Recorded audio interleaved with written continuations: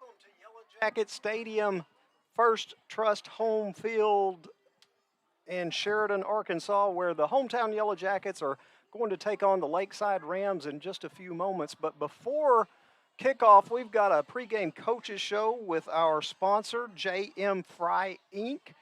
And so we're going to take a few moments and we're going to listen to Sheridan head coach Kevin Kelly. Welcome again to the Coach Kevin Kelly Show. I'm Hamilton Mosley, and thank you for letting me have some time to ask you a few questions. Let's get started. What if I don't want to get started? Then, I don't know. It's your show. All right, keep going. Let's go. I'm ready. Well, what do you think? What did you think about the Wild Hog game?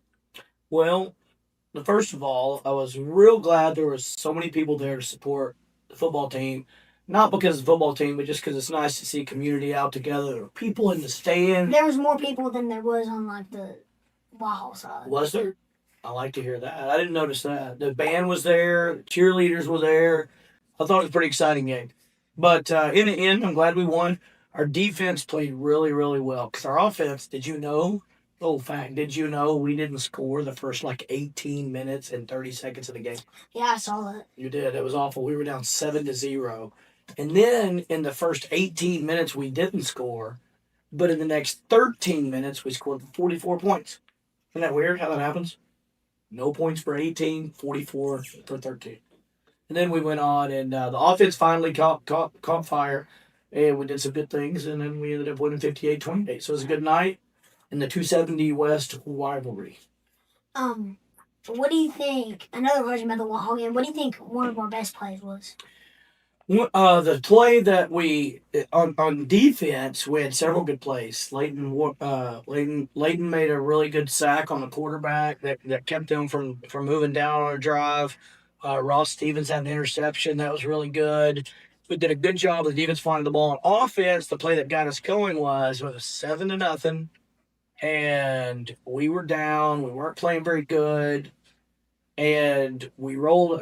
Dax McMillan rolled out. Our offensive line was great. He threw a pass to Hunter Soshin. And Hunter jumped up and caught the ball behind him and spun around and ran 71 yards for a touchdown. So that was the play that got us going. So that's the one that stands out the most.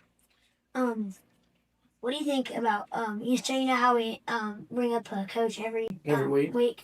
What do you think about Coach Ethan Baker?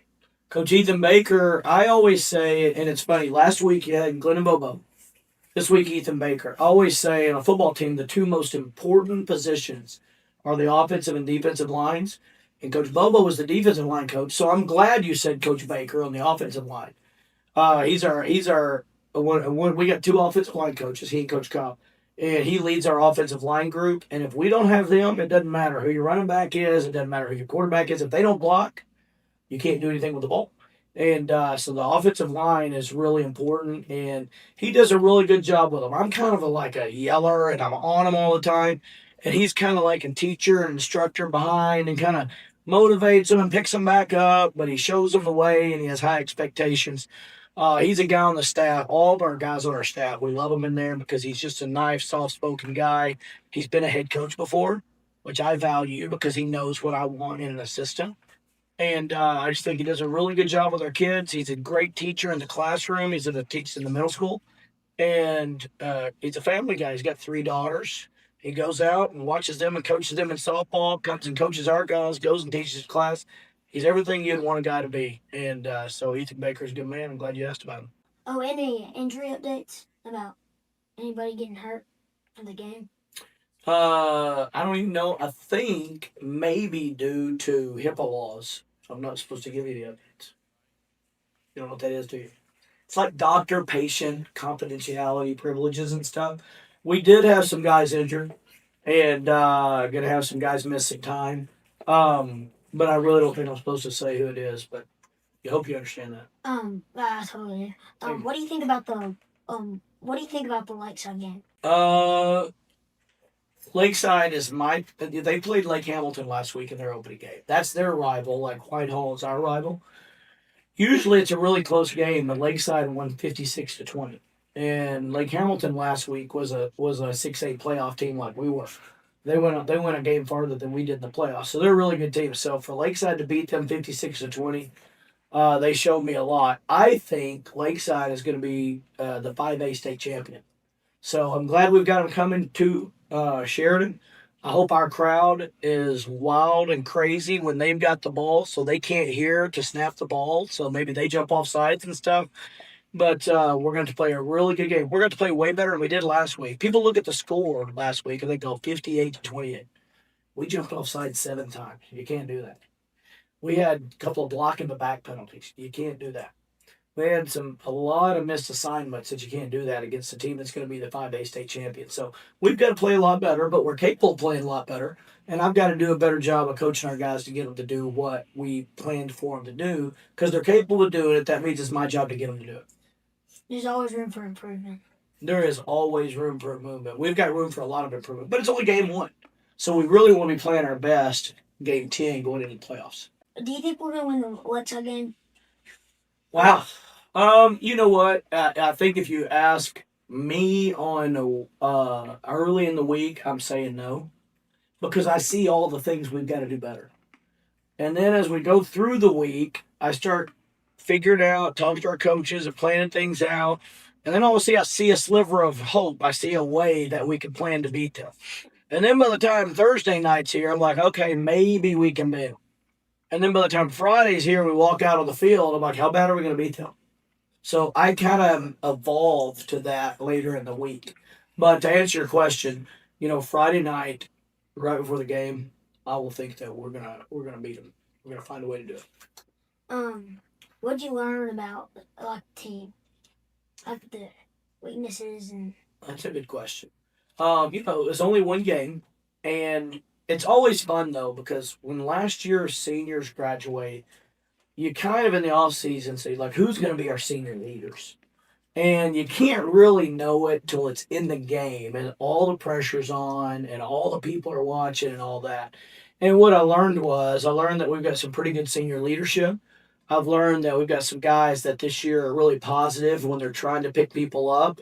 Like when you make a mistake, and you're gonna make a lot of mistakes in any sport, it's really how you respond. And if you put your head down, you're probably gonna keep making mistakes.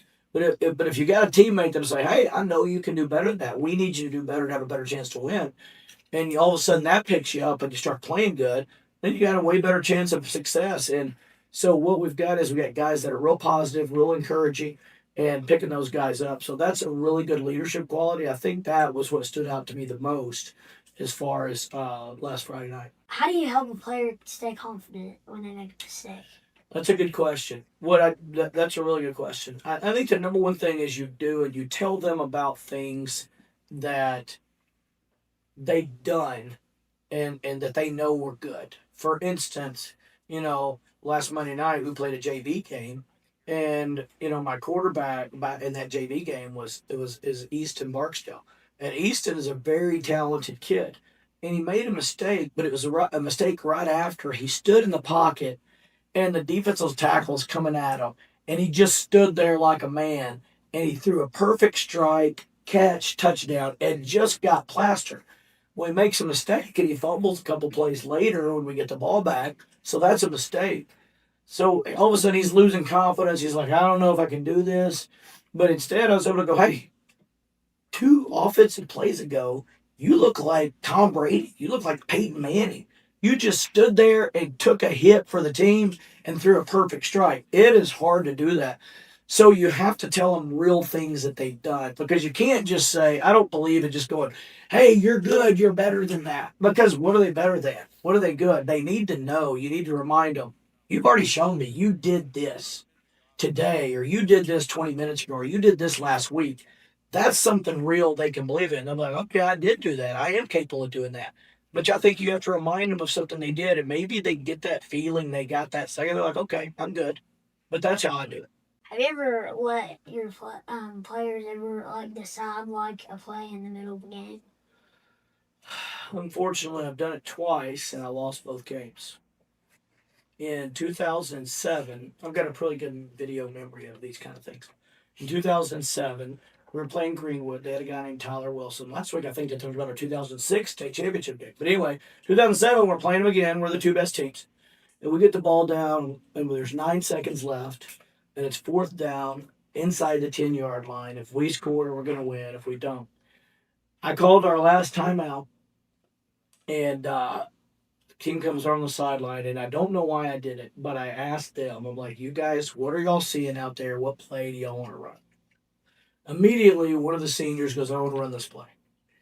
I didn't love the play, and I thought I had a better play, but I thought at that time, I was a little younger. It was 20 years ago. I was like, if I let them run the play they want, maybe they'll run it better because they believe in it. You know what I'm saying? And we lost. We were in the play. It didn't work. We lost. And after that, I go, I will never do that again. About 10 years later, I'm in a very similar scenario. And I do it again. And I didn't ask them this time. They came over. Some guys, Coach, let's run this play. I'm like, how do you guys feel about it? They're like, yeah, we did it again. It didn't work. We lost again. What that falls under is like, pretend you've heard like teams, the teams are boats and you're either paddling or you're just in there wasting, you're wasting mass. You're not doing your part. Teams are like boats, and I'm the captain of the ship. What I learned is if the ship's going to go down, it's going to go down with me steering that thing rather than a bunch of 17 and 16 and 18-year-old kids. Now, I believe in them, and I ask them all the time, what are you seeing? But now I decide what play we're going to call rather than have them. So I have done it twice. I will never do it again. That's right. You totally regret that? Totally regret it. There's a lot I regret in life. That's two of the things. If you weren't coaching football, what job do you think you'd have? That's a good question. What job do I think I would have, or what job do I want to have? What job do you think you'd have? I think I would be a lawyer because I like to study specifics and find what I think happened. I like to argue a little bit too. So I think I would like to argue cases, but I think I'd like to be a lawyer. I think I would have been a lawyer. What's one piece of advice you give to kids like me that love sports? Can I give some advice to you and your parents? Yeah. Because the parents, if there's any of them watching, it's the best advice I ever got was this. One, when your parents, if you're watching it, your kids play sports, they've got coaches, and I know until they're in 7th grade, most of the time it's like dad coaches. But dad and moms, if you're coaching your kids, or if you're not coaching your kids and you go watch them in a game, when they're done, just say, I'm so proud of you and I love watching you play. They took a big survey ESPN did of kids in college, pros, high school, and they had them write down the 3 things they wanted the most from their parents. They said they didn't want, hey, great spike in volleyball, great walk-off home run in baseball, great touchdown, great dunk, great shot. They didn't want that. They just wanted their parents to say, I love watching you play, and I'm proud of you because sports are hard. So now let's carry that over to people like you, your age, right? I would say number one, realize that I'm not playing just for fun. I'm also playing to be around my friends. I'm also playing to be a part of a group that I need to be accountable to. Like if I'm a part of something and I sign up for football or basketball or golf or tennis, when it's time for practice, I need to show up. I don't need to make any excuses. When it's time to run, I need to run because my team's running too, and they expect me to, and I need them to because it's going to matter. And welcome back to Yellowjacket Stadium in Sheridan, Arkansas. Andy Mayberry, Jeremy Orman with you here tonight, and we've got the makings of a really high-powered contest. The hometown Yellowjackets of Sheridan taking on the visiting Rams of Lakeside High School, and Jeremy, both of these teams bring in some really high-powered offenses. Yes, very similar offenses. If we had a cousin on offense, it would be the Lakeside Rams. They've got a speedy running back with a great name, tremendous. You'll see him. Reports are saying that he runs a 4.5 40. So we'll see if I ran a 4.5 480, I would go by the name Tremendous. Yes, my parents would call me Average, Average Orman. But yeah, Tremendous is a good running back, and then they have a returning All-State quarterback. It was 13 of 13 last week, Andy. No incomplete passes. And going to expect big things. Lakeside will out of their quarterback and their running back game, and they threw the ball pretty good. They ran it more last week against Lake Hamilton than they threw it. We'll see if that holds true tonight. On the flip side, Sheridan had a great offensive game last week. We put up how many points? 58 points last week, 58-28 over Whitehall. Right, over 700 yards of total offense. Yeah, unbelievable game.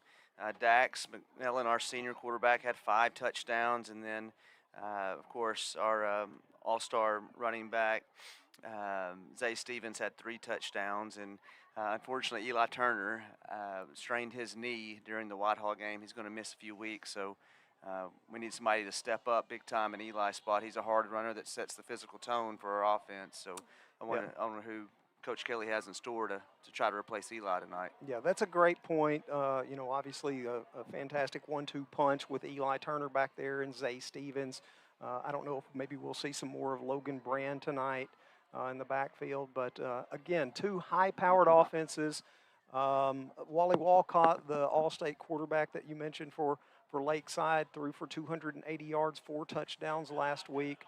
Look for Peter Oman. That last name you might remember from last year, his older brother, with a great game and a great season for Hot Springs Lakeside, and the younger sibling showing a lot of promise this year as well. Yes, Oman had a big game against us. I don't even remember that game, but we had a weather delay in the second quarter, and it was really tight back and forth.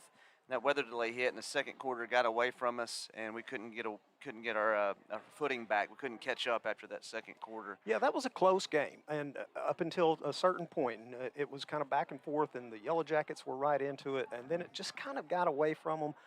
Lakeside wound up taking a 56-27 victory last year, and so I know that Kevin Kelly, he's all about big plays, and wants to make sure that we're on the positive end of those. Yes, and I think there's ample opportunity tonight.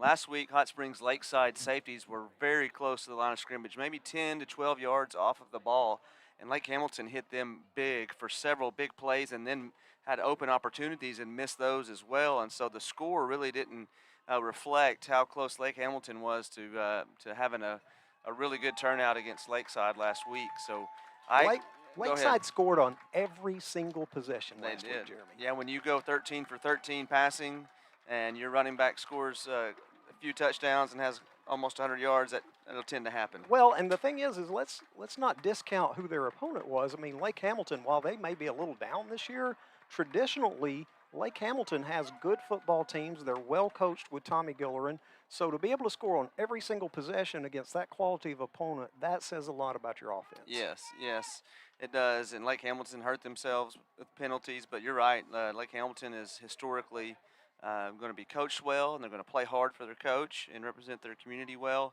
Lakeside just was much better last week watching that game. I'm not I'm not big on fortunes and telling the future and all that, but I see a really high-scoring contest tonight, Jeremy. I do. Our defense is going to be challenged. We played really good in the secondary last week against Whitehall. A lot of pass deflections, but we played a lot of one-on-one coverage. Last year, we did the same, and we had some miscommunication in our coverages, and they really attacked the deep middle part of our defense and had a lot of success last year hitting it. So, of course, we're going to hope Coach Kelly and the defensive coordinator have made adjustments on that, but we have ample opportunity to score as well. I could see it a very high-scoring game, back and forth, exciting football game tonight. All right, let's take a 1-minute timeout, and we'll be back with the kickoff right after this. Shelby Taylor Trucking serves all your timberland needs in South Central Arkansas. With over 50 years in the industry, Shelby Taylor Trucking has established themselves as trustworthy leaders in the industry. From planting to harvesting to hauling your timber, Shelby Taylor Trucking is ready to serve you. Follow them on all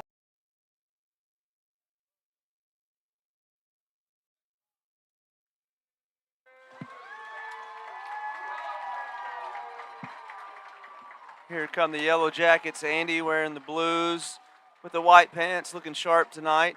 Jackets on the field, and you're right, this is the home opener, and this is a team that looks fired up. They're ready to show these home fans what they've got. First home game of the season's always exciting, looking to improve our record to 2-0. We would tie the matchup over the last 3 seasons. Lakeside has the advantage, 1 win against Sheridan. 2 wins against Sheridan, 1 loss. Did I say that right? And so, yeah, we'll tie the series up with a win this week, 2-2. All right, so we're getting ready to start the first quarter here in just a few moments. The captains will make their way out onto the field. All right, Our guys, I got first Coach, if you quarter can is hear me. going to be brought to you by McCoy Tiger Go ahead, Pharmacy. Mike. They are our first quarter sponsor for the evening. Mike Can you has hear Coach me? Kelly. Yeah, go ahead, Mike. Oh, I didn't know you weren't up here. Go ahead, Mike. Hey, Coach.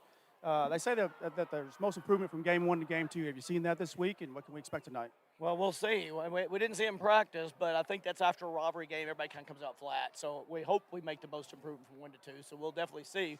We're hoping we can overcome whatever improvements they made, too, because they looked really good last week, too. Right. Eli out. Depend more on Zay, or if we got someone else to step up? What's the game plan? No, we're going to depend a lot on Zay. We're going to throw it if they take him away and try to get it to him out in space a little bit because we know how good he is. I think he's the best player in the state. I just got to get him the ball in a good spot. Great. Good luck, Coach. All right, that's our game plan right there. Get Zay the ball. You Get heard Zay it the right ball. there. Love it. That's in Mike Nevins and head coach Kevin Kelly on the sideline. Andrew Mitchell set to kick off for the Yellowjackets. It looks to be their patent onside kick. And We got the a ball's chance. loose. We got a chance. I think we got it, Andy. Sheridan says they Let's got go. it. Let's Waiting go. for the official signal. Officials are discussing it right now. It definitely hit a Lakeside player. There we go. Sheridan football. Great helicopter-style kick. Hit a Lakeside player on the hip, and then it was a scrummage for the ball. Who wanted it most? We did. Good opening start. That is exactly what the Yellowjackets wanted and needed to start this football game. Perfectly executed onside kick, and the Yellowjackets will begin first down and 10 at their own or at the 50-yard line. Early in the ball game, just 1 second. Having ticked off the clock, Dax with Zay in the backfield. The give goes to Stevens. He battles and is going to be stopped for no gain, held up right at the 50-yard line on the play. Looks like Lakeside's keying in on Zay early. Now we're going to split him out, try to get him on a one-on-one matchup down low. And that's what we're going to get. We got man coverage. Dax throws complete, crosses midfield, 45, 40-yard line, first down. That's Walker Shields, it looked like, with the reception. Good out route by Walker Shields. Walker had a good game last week. He's a sophomore, had a lot of touches, a few mental penalties with false starts, but a good overall game. Pickup of 12 makes it first and 10 at the 38-yard line. Dax pumps, throws over the middle, and intercepted at the 30, 35, 40, 45-yard line. And that looked like number 6, Declan McKinney for Hot Springs Lakeside. And so we've had 2 turnovers in 39 seconds of football. Declan just did a good job of reading Dax's eyes. Dax looked downfield. It was covered. He tried to come underneath, and Declan just read Dax's eyes well, stepped in front of that for an interception. All right, so Wally Walcott, the All-State quarterback, brings his Lakeside Rams to the line of scrimmage, first and 10 at their own 47-yard line. Little screen pass out here maybe, Andy. Look down low.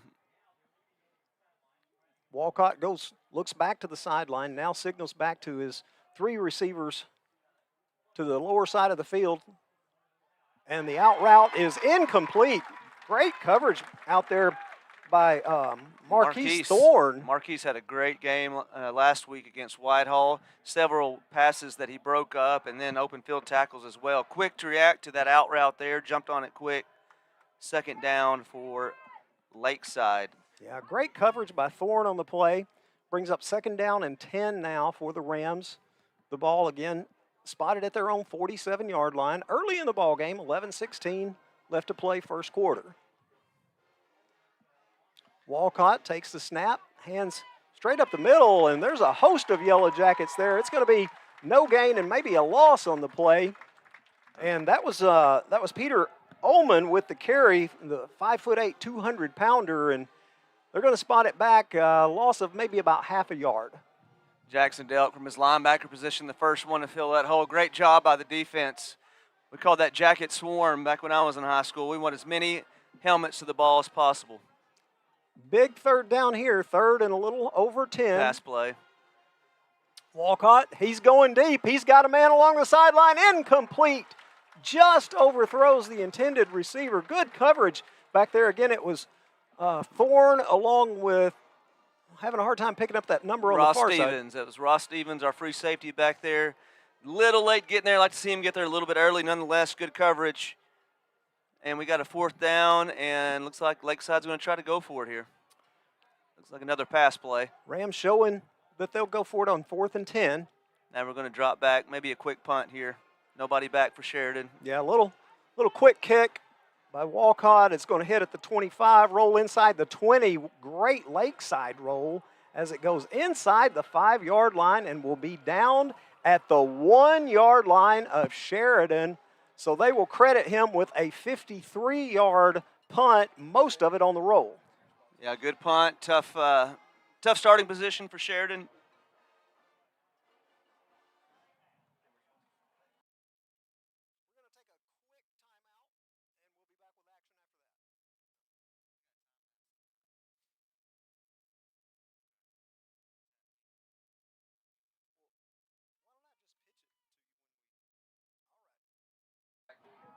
We're back at action now, and Yellowjackets have quite a mountain here.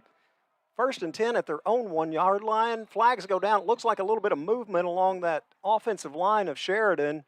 And, the positive side of that is if it's against Sheridan, half the distance to the goal isn't much. Yeah, I couldn't tell. Maybe a guard jumped, but you're right. It's half the distance to the goal, so 1st down and maybe add a yard at the most there. A great defensive stand by Sheridan here, getting the ball back, but again, a tough spot starting from your own 1. Dak's got to be careful not to take a safety here. Yellowjackets with 4 receivers to the wide side of the field. Dax takes the snap, just powers forward, trying to get a little bit of working room there and crosses the 5-yard line and out near the 10. And so a good pickup on 1st down to give the Yellowjackets a little bit of breathing room. We didn't see that much last year from Dax, but it's something he's worked on in the offseason. Really tried to improve his running ability. We had 1 quarterback draw against Whitehall, 1 early on here for positive yards. 2nd down, about 3. Zay goes in motion. Little sweep to the right side. Zay trying to turn the corner. Crosses the 20, 25, 30, 35, 40-yard line. And Isaiah Stevens with the big run out over the 40-yard line of Sheridan. Great run by Zay. Great blocking. For that outside pitch to work, we really have to seal our blocks and keep those defenders inside, and that's exactly what happened. Great blocking downfield by our receivers. Dylan Smith sealed it off here. Gives Zay an extra room for a huge gain and a Sheridan Yellowjacket 1st down. A Stockton Power Equipment 1st down for Sheridan. 1st and 10 for the Yellowjackets at their own 42-yard line. Dax, plenty of time, lofts one up, and incomplete just outside the outstretched hands of Walker Shields. And, boy, that was just inches away from being a great completion. Game of inches. Good hustle by Walker Shields. Good ball by Dax, giving him some air to throw it under. And so, air so that the receiver could run under it, But unfortunately, incomplete. Going to bring up 2nd down and 10. Yellowjackets back to the line of scrimmage. Zay goes in motion. Again, the handoff to Zay. Tries that right side again, crosses midfield, and now is going to be shoved out of bounds well into Lakeside territory. And they're going to mark him inside the 40, it looks like, or right at the 40-yard line. Another Stockton Power Equipment 1st down for Sheridan. Those seal blocks having success early, sealing the defense inside and getting outside, letting Zay use his speed to get outside and down the field. Great blocking and excellent running. 1st and 10 for the Yellowjackets. Man in motion. Dax hit just as he throws, delivers over the middle, and it's complete. And again, that's Walker Shields coming open.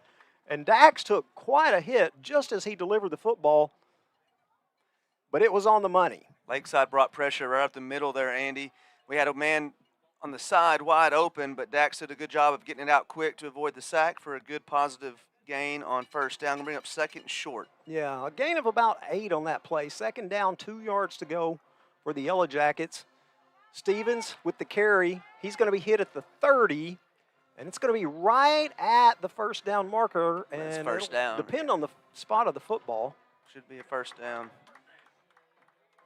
And indeed it is. It is another Stockton Power Equipment first down. Man, I love watching Zay run. You know, he's fast and he's shifty and has unbelievable balance, but when it comes down to it, he's not afraid to lower that shoulder either. Yeah, and he's just got such great vision, too. He sees holes that don't look like holes. 1st and 10 for the Yellowjackets. On the move, they've taken this from the 1-yard line down to the 30 of Lakeside. Split receivers, 2 to the right, 2 to the left. Dax gets the snap. Lots of time. Got Great him. protection. He's He's got got him. Get a there, man in Wiley. the end zone. Incomplete. I saw Wiley make a double move, and he had him just slightly overthrown. Our long ball attempts are just inches away from being big plays for Sheridan, but Yeah. good blocking up front, a really good route, and a decent ball. We just inches away. Game of inches, as they say, Andy. Yeah, DePriest was open that time. Great route and just overthrown.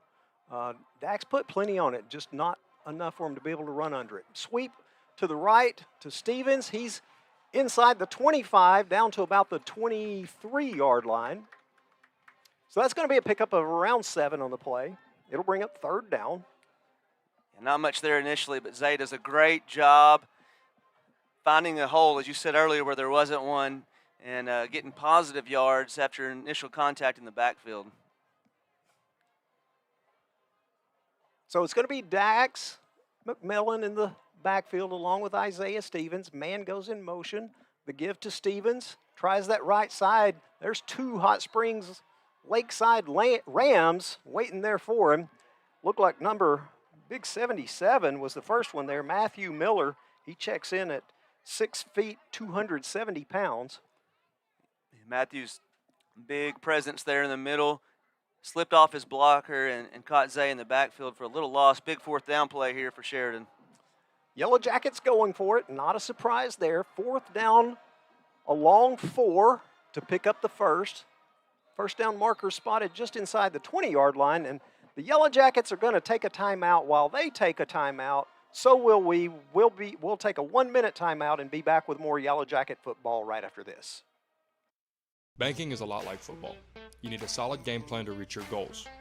Every yard matters, and every decision can move you closer to the end zone. Just like a great team relies on trust and protection, your finances need the same. From managing your everyday money to saving for the future to making the big plays when opportunity comes, success takes preparation, teamwork, and smart moves. Because both in banking and football, it's not about how you start the drive, it's about finishing strong in the end zone. Yellowjacket Stadium, the Yellowjackets have a 4th down and a long 4. And these broadcasts are brought to you. We've got some fantastic sponsors. Our streaming presenting sponsors being First Trust Home Loans and Roof Connect, and we thank them for paying for these broadcasts or a portion of it. 4th down and long for the Yellowjackets. They'll send 4 receivers to the left, 1 to the right side of the field. That's Stevens. One-on-one down low. Let's hit Zay right here. Dax throws. Crossing pattern is incomplete. In and out of the hands of the intended receiver. That was Jaden Green. Jaden Green, the intended target. A lot of traffic over the middle. Had first down yardage if he could come down with it, but that was a tight window to throw the ball in and incomplete there. Going to be first down, Lakeside, with 6:49 to go in the first quarter. Score still 0-0. You know, I got to say, I'm a little surprised that we're still at a 0-0 game. Yeah, they're making us eat our words, Andy. Yeah, exactly. Yeah. All right, 1st down and 10 for the Rams. They'll take over on their own 24-yard line. And it's Ullman and Walcott in the backfield. Walcott takes the snap, lofts it up, has a man on that left sideline, incomplete, overthrows the intended receiver, Jonathan Prather, and Lawson Wallingford there, good coverage. yeah, good coverage by Wallingsford. He was with him step for step. That would have had to have been pretty much a perfect throw to be complete. Good protection, good rush there by our defensive line, and then awesome coverage. One-on-one, that's hard to do, Andy, by yourself on an island, but that was a great job. Yeah, so that incomplete pass brings up second down now for the Rams. At their own 24, the give to Oman, and looked like maybe Copeland was the first Yellow Jacket there, and then joined in with 2 or 3 others to make the play. Pickup of about 5. 3rd and 5, defense showing some grit here, Andy. Big 3rd down play for our defense. Yeah, they're going to call it officially 3rd and 6 as they spot the ball down on about the 28-yard line. So a big play here for this Sheridan defense. Cheerleaders trying to get the crowd into it. Looking for a big defensive stop here. Walcott rolls to his right. Get under throws and Nice. broken up. Great play by Braden Lewis over there for Sheridan to get a hand on that, and it'll bring up 4th down. Thought he had a chance for interception. Nonetheless, excellent break on the football. Got a good back pedal going, looking at the quarterback's eyes while filling his receiver's route, jumps in front of it for a 3rd down stop. Going to bring up 4th down, 5:43 to go in the first quarter. Yeah, I wouldn't be surprised to see Lakeside do the same thing they did last time, the little quick kick. And that's what you're going to see. Yeah, now Walcott drops back, and little end-over-end kick is going to hit at the 35, and another great roll that he's gotten down to the 12, 11-yard line now, and so Sheridan will take it over from there. I'd like to see us, when the quarterback drops back for that punt, maybe sneak somebody back a little bit to keep that thing from rolling so far. That's 2 excellent rolls for Lakeside that's backed us up. Last drive was to the 1, this time down to about the 11. I know Kevin Kelly typically doesn't like to have a returner back there just because he thinks that there's more bad things that can happen than potential good things. But you're right, they're getting huge yardage off of those rolls, off of those end-over-end kicks. Had a great drive last drive, Andy. I just kind of stalled out at the end, but we started our 1, got it to the Lakeside 30 to see if we can actually put one in this time. Yeah, so we're plus 10 this time. We're starting on our own 11. 4 receivers to the left side. Stevens down to the short side of the field. Dax is going to take it straight up the middle and pick up about 4 yards to the 15. Looked like maybe one of the Lakeside players had jumped a little early, but no flags down. So pickup of 4 brings up 2nd and 6. Yeah, again, that quarterback draw, we didn't see much of it, but if they're going to give it to us in 5 yards, we're going to take it every time. Spread the defense out. Open, the middle's going to be open, so we're going to have room to run up the middle. Yeah, I think that's going to be there for much of the evening. The give to Stevens. He's got a hole up the middle. He breaks up over the 20-yard line near the 25. And they say that he has enough for the 1st down, so they'll move the chains, and that's another Stockton Power Equipment 1st down. Good cut by Zay. Started left, cut back to his right. Positive yards, takes a hit, keeps his legs moving. So Yellowjackets on the move again. 1st and 10 at their own 24-yard line. Dax rolling to his left. It's open. There's Wiley. He's got him. DePriest with the reception over the 35, out of bounds at about the 38. Lakeside staying. No, check that. I think that was actually Hunter Sosha. Is that 15? I thought it was 4. I could be wrong. My old eyes sometimes have a hard time seeing. Nonetheless, good routes. We had a clear route. 2 guys run go route straight down the field. Receiver runs a deep out underneath. Lakeside staying in the man defense. That'll be open if we want to go back to that later as well. All right. Stockton Power Equipment 1st down. McMillan rolls to his right. Throws deep downfield. Incomplete. He was trying to hit a streaking Dylan Smith. Good coverage by Lakeside. That's good one-on-one coverage, to be honest, by Lakeside. Dylan Smith's got some speed, but defensive back stride for stride with him there. Took a shot on 1st down. Came up unsuccessful. Let's put it back together here, get some momentum going in our way. 4:08 left in the first quarter. That's a pretty ball that Dax throws. Nice spiral. The give to Stevens. Again, just scoots around, jitters around until he finds a little bit of a crease and crosses the 40-yard line. Short pickup on the play, but they'll say maybe a gain of 4. Call it 3rd and 6. Shifty running by Zay in traffic. His side-to-side movements are quick. Looks like he might have lost a glove or something. Yeah, there's many a player who's been left grasping air. Dax has time, complete, first down, inside Lakeside territory at about the 45. Walker Shields with enough yardage for another Stockton Power Equipment first down. Sheridan's liking those outside routes close to the sidelines. Offensive line doing a great job giving Dax time to throw. Dax standing tall and comfortable in the pocket, delivering nice balls to receivers on the sideline for big gains. Clock is ticking down. 3 minutes, 15 seconds left to play in this first quarter. Still 0-0 in this battle of two typically high-powered offenses. Yellowjackets 1st and 10 at the Ram 45. Dax again straight up the middle. Gets another 5-6 yards. Good.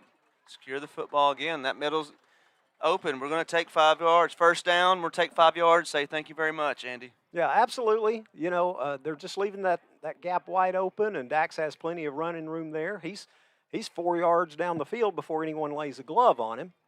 Pickup of 5 makes it 2nd down and 5 at the 40. 3 receivers to the short side. Dax throws to the wide side of the field, in and out of the hands of Sosha. He was hit just as the ball arrived, and the incomplete pass brings up 3rd and 5. Sosha got absolutely hammered last week, held on to the ball, and then scored a touchdown on the next play. That kid has toughness. Took another hit there. Ball thrown in traffic. Hunter gets up, and hopefully he can make a big play for us. 3rd and 5 for the Jackets. 2:24 to go in the McCoy Tigert Pharmacy first quarter. Again, we appreciate all of our sponsors. The give, Zay, he's got some room inside the 35, the 30, still on his feet, looked like he was going out of bounds, and finally taken down inside the 25-yard line. Another Stockton Power Equipment first down for the Yellowjackets. Good blocking on the outside. Zay lost his helmet. He's going to have to come out for a play. But Dylan Smith had his defender on the ground out here blocking for Zay. So good job by the line. Good job by the receivers. Run play on 3rd down to get it. 1st and goal, or not 1st and goal, I'm getting a little ahead of myself there. 1st and 10 for the Yellowjackets at the 23. And that's Logan Brand in the game. And he makes it inside the 20. A pickup of about 3 on the play. Logan Brand checks in, gets the ball immediately. Good hard run up the middle. Jaden Green going to check in now, going all receivers. Expect Lakeside to rush 3. Have a lot of men in coverage here. I wouldn't be surprised to see another one of these Dax keepers up the middle. Showing man coverage. McMillan brings his team to the line. Being rushed, lobs one for the end zone, and it's incomplete. He was trying to hit Dylan Smith, and again, just a little bit overthrown. Dylan was getting pushed in toward the middle of the field, and it looked like Dax expected him to hit a deep post, kind of closer to the back of the end zone. I don't know if it was a miscommunication or just Dylan couldn't get to the spot he was wanting to get to because of the defense. It's going to bring up 3rd down, a big 3rd down here for Sheridan. 1:28 to go in the McCoy Tigert Pharmacy first quarter. 3rd and 7, the ball on the 20-yard line. Dax checks the sidelines. 2 on the play clock, 1. He got it off. Has some time, now throws to the end zone, and it's incomplete, almost intercepted. He was trying to hit Walker Shields, but Dax under a lot of pressure just as he delivered that ball and not able to connect with Walker. Got a little pressure on Dax that time. he's not looking like he's real comfortable right now. Those last 2 balls didn't give the receiver a chance to make a play on it. I'm going to take a timeout here, I believe, Andy. Yeah, we're going to take a timeout on the field. We'll take one here in the booth as well. We'll take a 1-minute break and be back with Yellow Jacket football.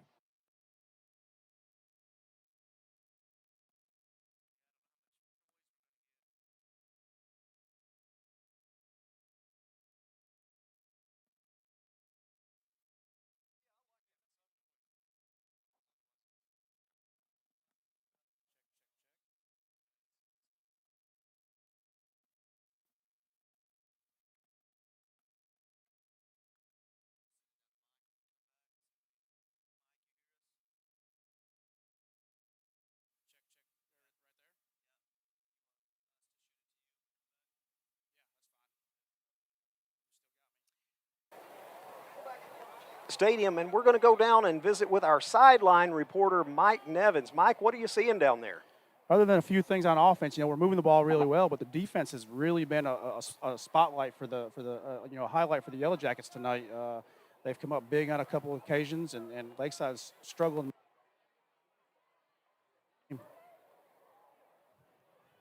All right, thank you, Mike. Yeah, All right, good Mike. point. We Andy and I predicted a high-scoring game, but it's been a defensive juggernaut thus far. Right, if it stays like this, then I'm changing my prediction. Because I can do that. We have the liberty to do that. Big 4th down here. All right, 4th down, 7 yards to go for the Jackets. Fake the handoff to Zay. Dax rolls to his right, throws. He got it. It's complete. Let's Yes. see if it's in bounds. Yes, he got it. Give it to him. Officials are still discussing it. I saw the black on the field come up. He's got it in. Oh, and they're saying that he was out of bounds. It looked like one of the officials was nodding his head yes, and the other official said he was out of bounds, so the incomplete pass brings up a turnover on downs, and so it will be Lakeside football with a minute 11 left to play in the first quarter. Man, it sure looked like he had a back foot dragging while the other foot was in the air going over the sideline, not yet touching it. Looked like a completion from where we were. We need a little home field advantage there anyway. Fans should have really given it to him, so maybe we get that later. Yeah, exactly. All right, Lakeside takes over. Again, still no score in this ball game. A minute 11 remaining in the first quarter. Throw down the middle. It's complete. Across midfield, the 30, 20. He's going to score. Lakeside takes the lead. Drew Morgan, the senior, takes it all the way, 80 yards for the touchdown. Lakeside goes deep right off the turnover, and Drew Morgan is a playmaker for Lakeside. He's got good speed and good hands, targeted several times last week. I think it was Walcott's favorite target, actually, and they're going to go to him a lot. We just got beat deep there, gave up a big play, and that's what killed us last year. We got to stop those big plays, Andy. Yeah, and Kevin Kelly will tell you that. He often has said that of all the statistics, whether you're talking about penalties or turnovers or whatever, that the statistic that is the most defining for a team winning is who has the most big plays and plays over 20 yards in a game. The extra point attempt is up. It is good, and with 1 minute, 2 seconds left to play in this McCoy Tigert Pharmacy first quarter, it's Lakeside 7, Sheridan 0. Let's take a 30-second break, and we'll be back with more Sheridan football. Here at Reliance Bank, our name says it all. Rely on us. We proudly celebrate that Arkansans have done that for 60 years. To provide personalized service, a face-to-face human connection with convenient and secure technology. Rely on us to be with you in the community, continuing to make Arkansas a great place to live and do business. Reliance Bank. Visit us today. Yeah, we're back. Let's go back down to the field to Mike. Mike, are you there for a second? Can you hear us? There you go. There you are. Mike. Can you hear me? Yes. What'd you see on that If catch? you can hear me, yeah, the cameraman, he has a good picture of it. It was a catch. Okay, that's what we thought. That's what we saw from up here, but I'm glad that you could go back and look at a replay and verify that for us. Regardless, it was ruled incomplete. It was ruled out of bounds. And so on the next play, on the subsequent play, Lakeside threw 80 yards to Drew Morgan. And so the Rams on top, 7-0. The kickoff, a short end-over-end kick taken at the 16-yard line, up over the 30, and out near the 35-yard line. Dylan Smith with the return for Sheridan, and the Yellowjackets take it 1st and 10 from there. I like that we're not starting at our own 1 or 11 this series. Yeah, this is the best field position we've had in a little while at least. Yes, we need to answer here. Very important we answer. Maybe get one quick at the end of the first quarter to put pressure back on Lakeside. All right. So we're still waiting for them to spot the football down, and looks like they're a holding call. I spoke too soon. Yeah. Still. Against still the good. Yellowjackets. So that hurts. They'll spot it back down at the 20, just outside the 24-yard line now with the 10-yard walk-off. Less than a minute left to play in the first quarter, 56 seconds remaining. Jackets have it 1st and 10.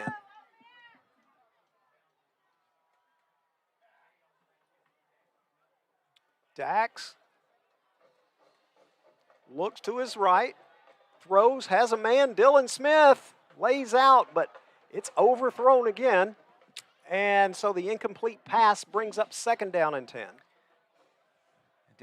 Dax is a little off on his deep balls today. Just a little bit off. We had a flag route by Dylan Smith, our inside receiver, runs down the field, breaks out toward the sideline. We just haven't been able to complete on those big hitters yet. Yep, 2nd and 10. Zay with the carry. He's got a hole up the middle. He's got a big hole across the 40, across midfield. Big hit. And he'll go down at about the 48-yard line. Huge collision with Caven Morgan over there, the senior cornerback from Lakeside. And both guys just popped right back up. Zay tried to make a stop and cut. I don't know that he intended to blast that defensive back, but he ended up just blasting that poor kid. Yeah. Great run on 2nd down by Zay. We needed that answer. We need to put it in here, guys. Let's go, offense. Yeah, that was a pickup of about 28 on the play as they spot it down at the 48-yard line of Lakeside. Not sure if we'll get another play off. I think we should. The play clock's down to 3. 2, 1. And Coach Sheridan takes a timeout just before the play clock expires. We'll keep it right here for a moment. And so, Jeremy, what do you think of that first quarter? First quarter was not what I expected at all. I expected it to be about 21-20 right now. Yeah. We had an onside kick recovery. Thought we could go down and score at the beginning of the game. Said we'd throw a pick, but our defense holds Lakeside. And it's been a back and forth on defense as opposed to a back and forth on offense. So Lakeside had a big hitter here that we really need to answer on this drive. I need Dax to settle down a little bit. I don't know, a little juiced up for our first home game, but our deep balls are off.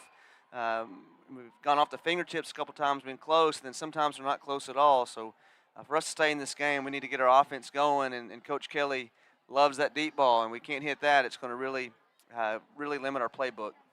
All right, so we're getting set to begin the second quarter, the People's Bank second quarter. We thank our first quarter sponsors, McCoy Tigert Pharmacy. Yellowjackets will start 1st down and 10 on the Lakeside 48-yard line. Dax fakes the pitch, goes straight up, and will pick up 4, maybe 5 yards on the carry. A good sure tackle by Logan Clark there in the middle by Lakeside, and a good run by Dax. Positive yards on 1st down. We've ran that play on 1st down every time and gotten at least 3, 4, 5 yards each time we've ran it.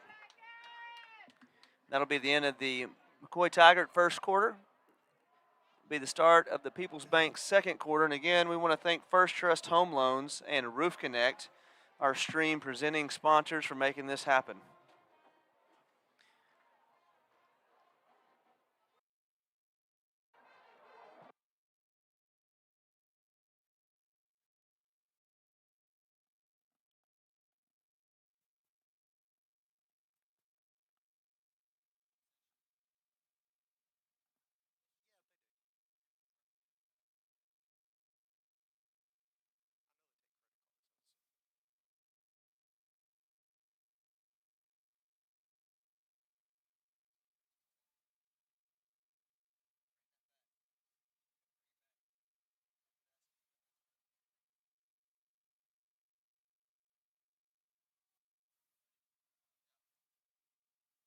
We're back, Yellowjacket Stadium. Andy Mayberry, Jeremy Orman, and the Lakeside Rams with a 7-0 lead after 1 quarter of play as we get set to start the People's Bank second quarter of action. And as we pick it back up, it's 2nd down and 7 yards to go for the Yellowjackets at the Lakeside 45-yard line. Lakeside showing 3 rushers most of the game, really dropping back, respecting the passing game of Sheridan. 4 receivers to the wide side of the field. Dax, lots of time, throws it deep, and incomplete. Was trying for DePriest, but double coverage back there, and that ball really didn't have much of a chance. Overthrew everybody. We tried to catch Lakeside on their heels, faking a little bubble pass, a little swing pass to our inside receiver, pump fake to him, hoping they'd bite. Then we go deep, trying to get Lakeside to bite, but they read that well. Had 2, maybe 3 defensive backs there. Brings up a 3rd down for the Yellowjackets. 3rd and 7. Little pitch out. It's complete to Jaden Green, and he's out close to the 40-yard line before he's driven out of bounds. And the spot of the ball will place him about 2 yards short of the 1st down. Jaden Green's first catch this game. He's got good speed, showed it there, getting to the outside, positive yards on 1st down to get good downfield blocking by our receivers. We got Zay split out here, down low by himself. Let's see what we have here, Andy. Send Sosha and Dylan Smith to the right side of the field. Dax on a keeper. He's got 1st down yardage, still on his feet inside the 20. 10-foot touchdown, Dax McMillan, and he laid one on a Lakeside Ram. Knocked the helmet off on the way to the end zone. Dax McMillan with a quarterback draw that has worked all game long for positive yards. This time we bust it wide open. Spread the field out. Dax up the middle, and an exclamation point, knocking the helmet off of a Lakeside secondary player, getting into the end zone for Sheridan. Wow, we have not seen a lot of that out of Dax before, but goodness gracious. That was nice. More of that, please, and thank you. I'm hearing Darren McFadden. I got that wood for you. I got that wood. Going for 2 here, take the lead. All right. Dax throws for 2, and it's going to be incomplete. Broken up at the goal line. DePriest was the intended receiver, so the incomplete pass will leave the score at 7-6. Lakeside on top, 11:41 left to play in this People's Bank second quarter. And let's take a 30.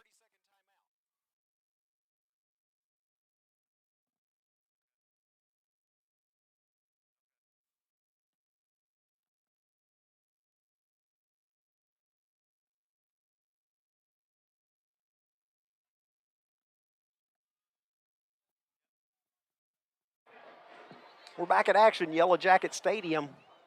Hot Springs Lakeside 7, Sheridan 6, 11:41 left to play in this People's Bank second quarter.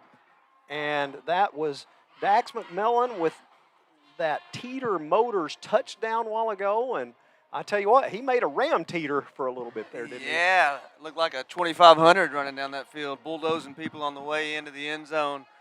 Good hard run by Dax McMillan. Again, we didn't see that much, but we know he's been working on it this summer, and it has paid off.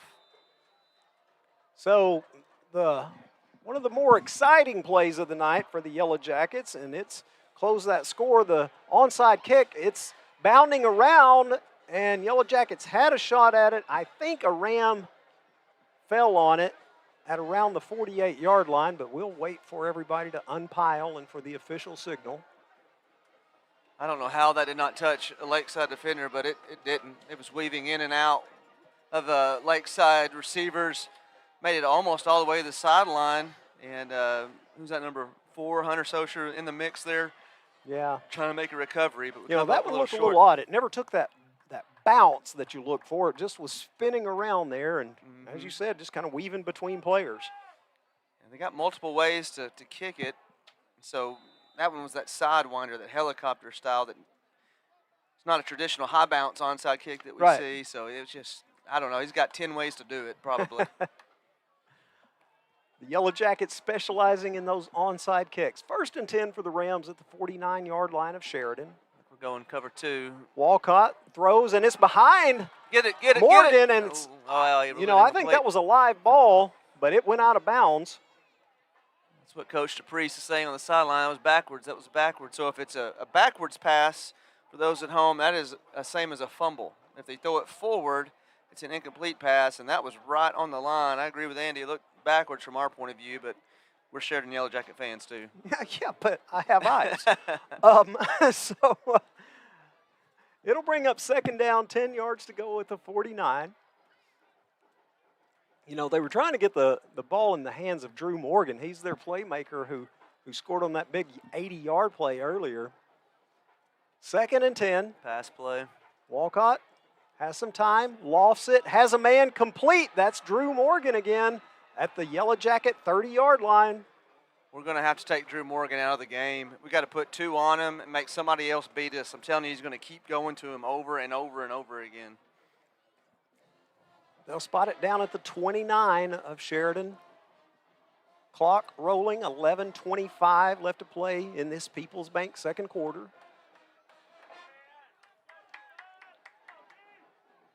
Seven-6 your score. Lakeside on top of Sheridan. Tremendous has checked in for Lakeside. And they bring the receivers in tight. Maybe a run here. Walcott, the give. Trying that right side, inside the 20-yard line, still on his feet, down to the 15 and about the 13-yard line. Big number 43 for Lakeside. That's Tremendous Kane. That's who we talked about earlier. He's tall. He's tall. Doesn't really weigh that much. They have him listed as 6'1", 170, but a lot of speed. A lot of speed. Talking about 4.5 40 speed. And may go back to him here again. So it's Kane in the backfield with Walcott. Be a run this way. Kane on the keeper, and he's going to be hit at the line of scrimmage, dropped for no gain or maybe a short gain on the play. I saw Jackson Delk, maybe. Yeah, Jackson Delk, I think, was maybe the first Yellow Jacket there. A couple of others joining in. Looked like Tucker Lunsford maybe got in there as well. Good stop there, good answer. Hit Tremendous in the backfield. Going to spread it back out. Maybe go back to the air here. Looks like Oman in the back into the game. It's pass. Drew Morgan. Walcott.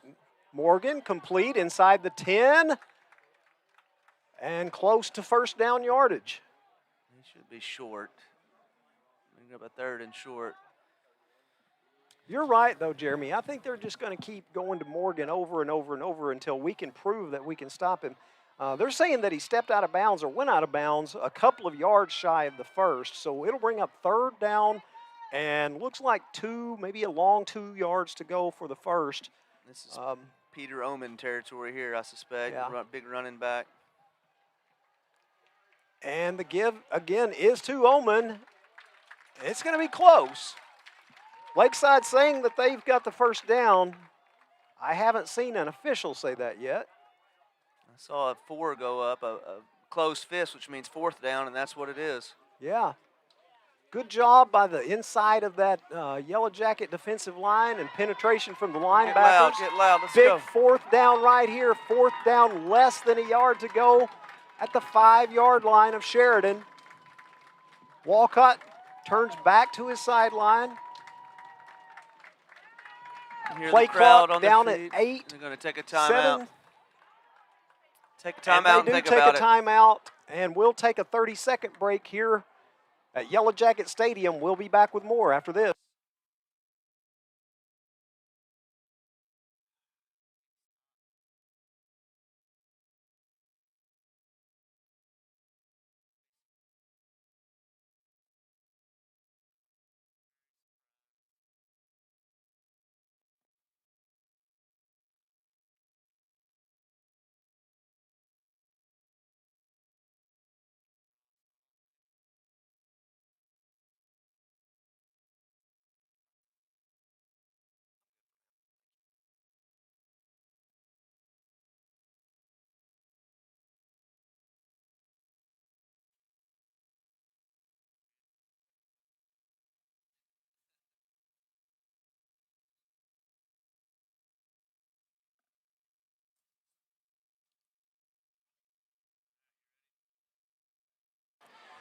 Back at Yellowjacket Stadium, 4th down and less than a yard to go for the Lakeside Rams at the Sheridan 5-yard line. Lakeside on top, 7-6, 9 minutes, 12 seconds left to play in the People's Bank second quarter. Come on, D.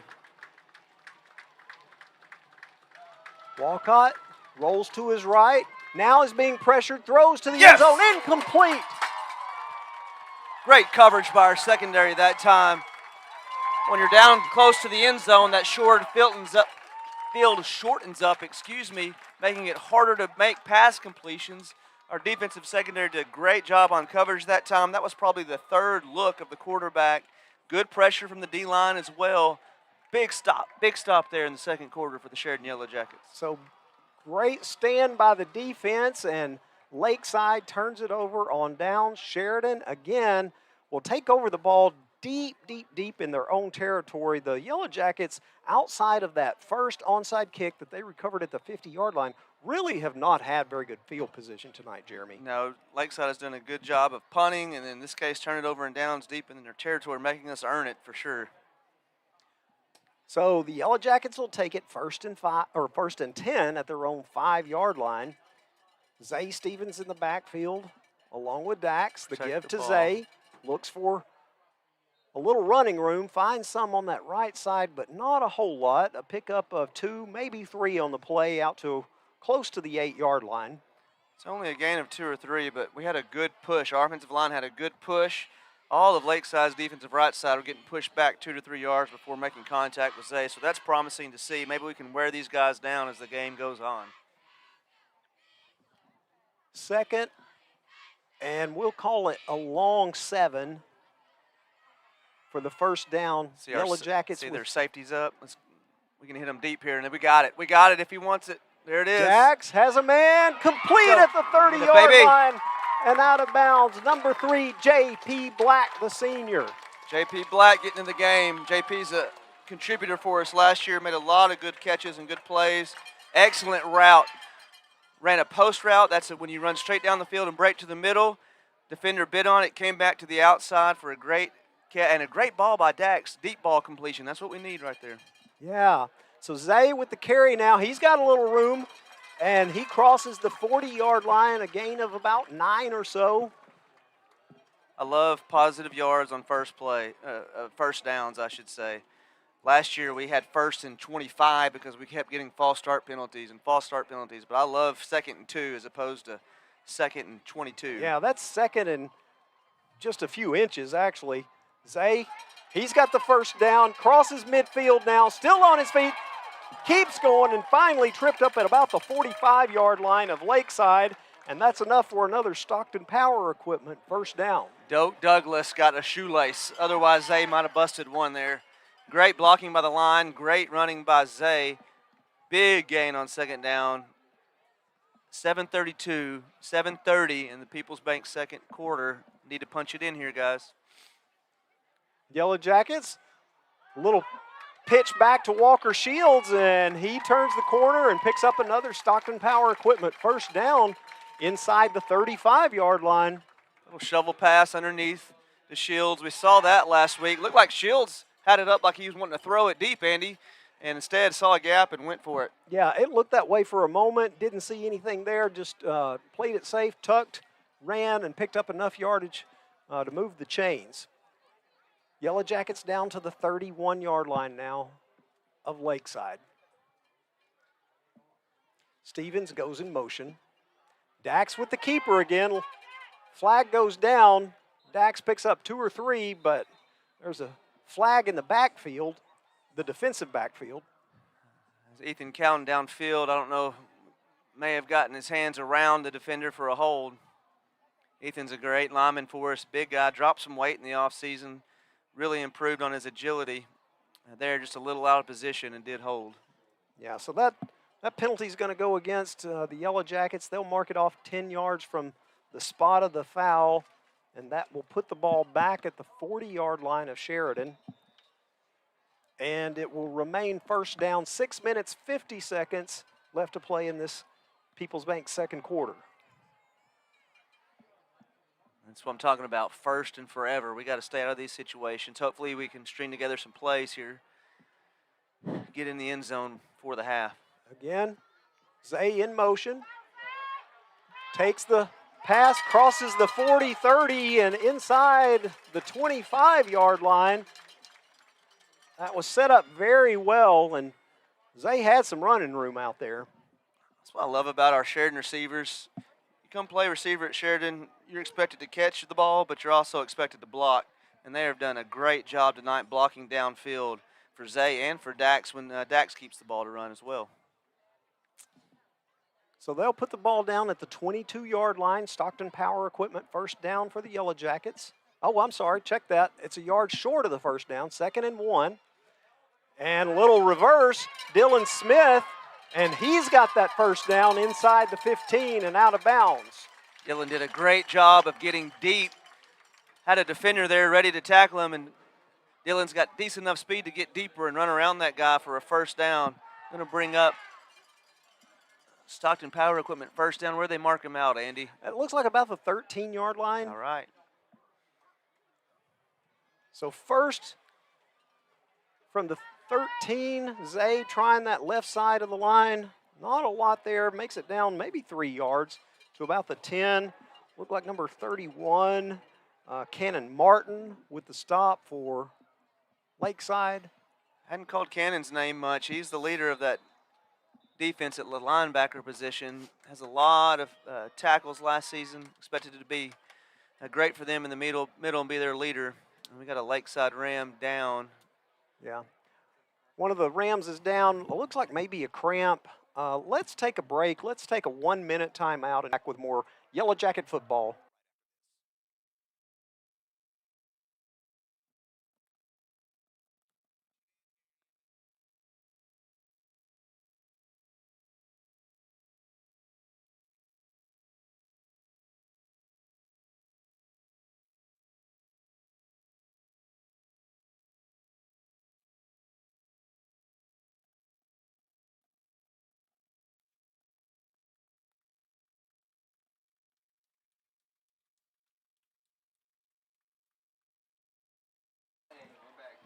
We're back again, Yellow Jacket Stadium. Andy Mayberry, Jeremy Orman, and our injured Lakeside player Joshua Rainey up and trotting off the field. Maybe a cramp.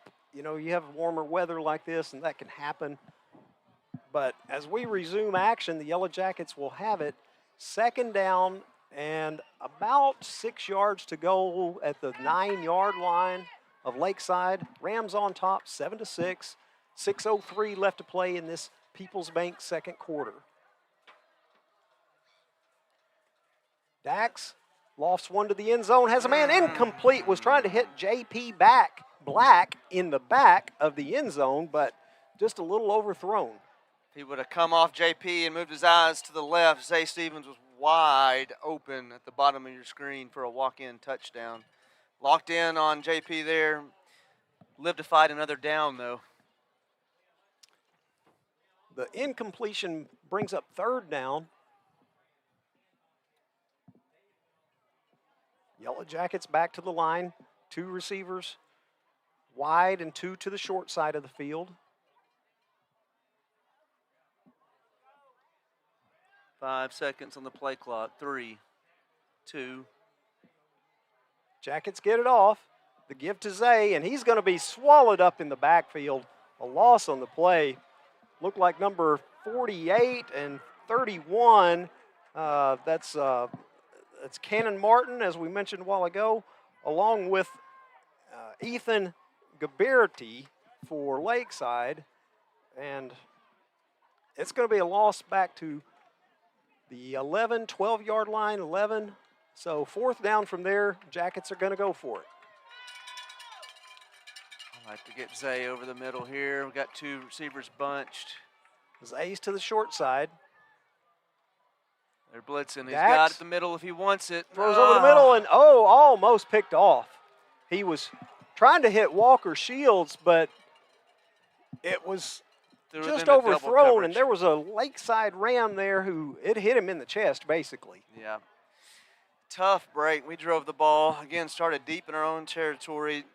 drove the ball the length of the field just to come up short again and not put any points on the board. Yeah, we don't have official statistics up here, but the Yellowjackets have a lot of yards of offense Yeah. to only have 6 points. That's right, Andy. That is exactly right. I mean, 300 yards in the first half easy, and 7 points to show for it. You know, and a lot of that has to do with the field position that they've been starting with over and over again. You know, we've seen multiple drives start inside the own 5-yard line. Anyway, turnover on downs, and Lakeside will take it 1st and 10 at their own 11-yard line. Leading 7-6 over the Yellowjackets, 5:13 left to play in the People's Bank second quarter. Over the Walcott middle. has a man over the middle. Drew Morgan again across the 35-yard line, out to about the 38, 39-yard line. Cannot leave Drew Morgan one-on-one. He was wide open there.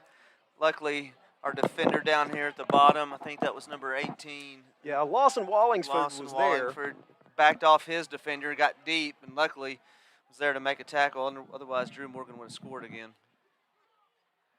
So again, Drew Morgan has just shown that big play potential. That's hard to say sometimes. Yes. Multiple times tonight. 1st and 10 for the Rams. We'll put Braden Lewis on him now, see if we can stop him. It's going to be a run here.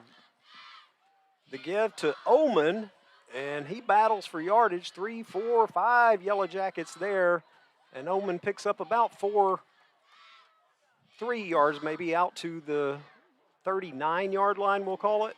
Jackson Delk at the bottom of that pile. Oman's been kind of quiet. Lakeside's been pass heavy here in the first half.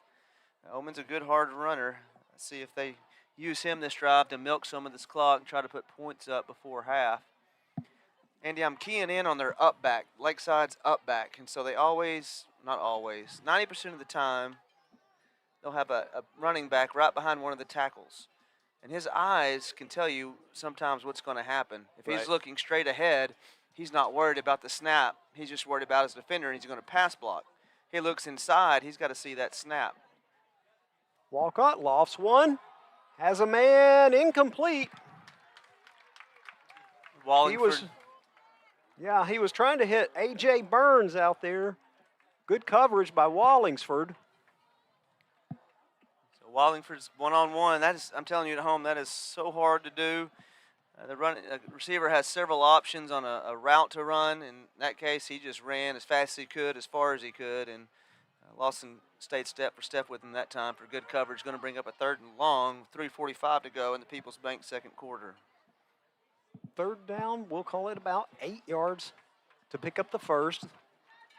First down marker spotted at the 48-yard line. See his eyes there, Lakeside. looking forward. Pass.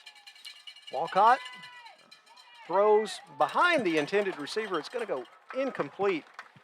He was trying to hit Jonathan Prather, and just some miscommunication it looked like there between the quarterback and the receiver. Yeah, Ross Stevens might have gotten away with a little hold as well, throwing that route off. Blanket coverage.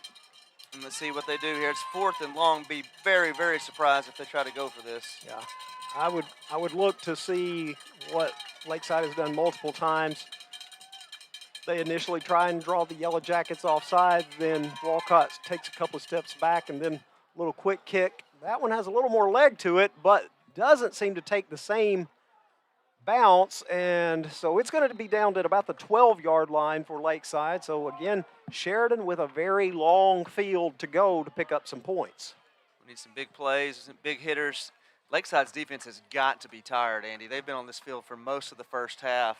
They've got to be sucking it. It's only the second game of the season, not in full game shape yet. So run the ball, test their agility and their endurance right now, and then try to hit them deep with play-action pass.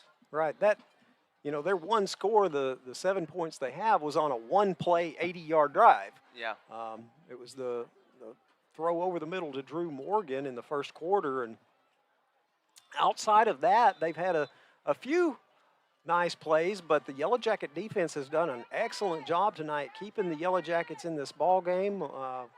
With some struggles of the offense just putting it in the end zone. Not struggles moving the football, but getting the score. The direct snap to Stevens, and he's going to try that left side, taken out at about the 17, and flags come down at the spot.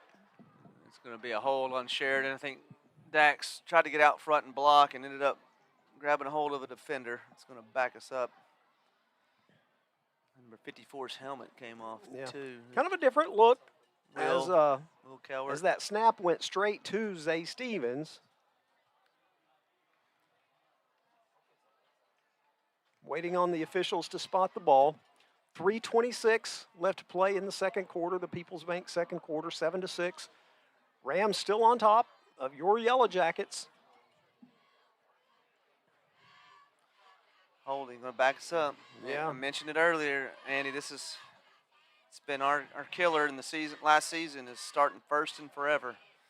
So it will remain first down, but instead of first and 10, or actually he picked up some pretty decent yardage, it's going to be first down and about 14 to go for the first. And the ball spotted at the Yellow Jackets 10-yard line. Sheridan sends 3 receivers to the right side. Zay Stevens in the backfield with Walcott. DePriest in motion. Dax drops back into the end zone, throws. That was a close one, complete. Oh. And out Walker Shields. They say he stepped out of bounds at the 13. So really only a pickup of about 3 yards on the play. Number 7 and that was, again. Boy, that was a dangerous pass. That was a dangerous pass. Good touch, hit him in stride. Thought he kept his feet in bounds. I don't know if Mike had a good angle down there to see if he stayed in bounds or not. Mike, did you see anything? Mike, are you with us? I can't hear him. All right, we'll check back with Mike in a few moments. So as play resumes, it'll be 2nd and 10. Yellow Jackets at their own 13. Great catch, good footwork. Man, thought he stayed in bounds. Nonetheless, we got to convert here. Clock is stopped. Yeah, looked like he made it out to about the 20-yard line. But again, they say officials said that 1 foot stepped out of bounds or hit that line. The snap, Dax airs it out and in and out of the hands of DePriest, and it'll fall incomplete and bring up 3rd down now. Stop the clock again. It's a huge 3rd down. Be interesting to see it, a 4th down deep in our territory if we don't convert this, what Coach Kelly does. You know, he doesn't like to punt, but, man, giving them the ball at the 14-yard line, 13-yard line would be tough to swallow. So Yellow Jackets will send 3 receivers to the wide side, 2 to the short. Lakeside brings pressure. Dax over the middle. That's it's got to be holding. Come on. Nobody saw it. Oh, there it is. Finally. Good grief. It took a while, and the official standing right there didn't throw the flag, but I think everybody on this side of the stadium saw it. If he didn't throw the flag, the security officer was going to arrest that kid for mugging. He was all over our receiver. Okay, so there was a penalty. That's going to be a Ace Hardware penalty flag against Lake Hamilton. Resulting in a Stockton Power Equipment 1st down. We got 2:59. That's big for us there. Gives us some room to work. All right, moves the chains. Huge 1st down for the Yellow Jackets. Clock inside 3 minutes. Little quick hitter to Zay, and it's going to be incomplete, thrown a little behind him. Zay had to turn back for it, couldn't haul it in, so it'll be 2nd down and 10 now. Don't mind that play call, getting your playmaker the ball in space, just didn't execute it well, threw it behind Zay. Tough catch. Stops the clock again, though, 2:55 in the People's Bank second quarter. Again, we want to thank First Trust Home Loans and Roof Connect, our stream presenting sponsors, for making this happen. 2nd down and 10 for the Yellow Jackets. Dax throws over the middle, incomplete, looking for DePriest. Good coverage by Lakeside's Joshua Rainey out there, the inside linebacker, running stride for stride with DePriest, and it'll bring up 3rd down. Dax, line's doing a good job for Dax. Really need him to progress through his reads. One guy's not open. Let's go to the next one. Let's go to the next one and find an open receiver. It seems like he's locking in here, getting a little antsy with the football, locking into one guy and sometimes throwing it into traffic, double coverage, even triple coverage we've seen. Yeah, but as you mentioned, he's really not had a lot of pressure on him. He's had some time. Dax throws, and in and out of the hands of Walker Shields at about the 35-yard line. It'll bring up another 4th down for the Yellowjackets. And interesting call right here, Jeremy. We were talking about it a few moments ago. What does Sheridan do here? We know Kevin Kelly's propensity to go for it. Out on the 33-yard line, my guess is that Yellowjackets will probably go for this. Go forward and maybe give Lakeside a taste of their own medicine. Let Dax do a kick down the field. We're going to maybe take a timeout and talk about it. Yeah. While they take one, we will take a 30-second break, and we'll be back with more Sheridan Yellowjacket football. Right.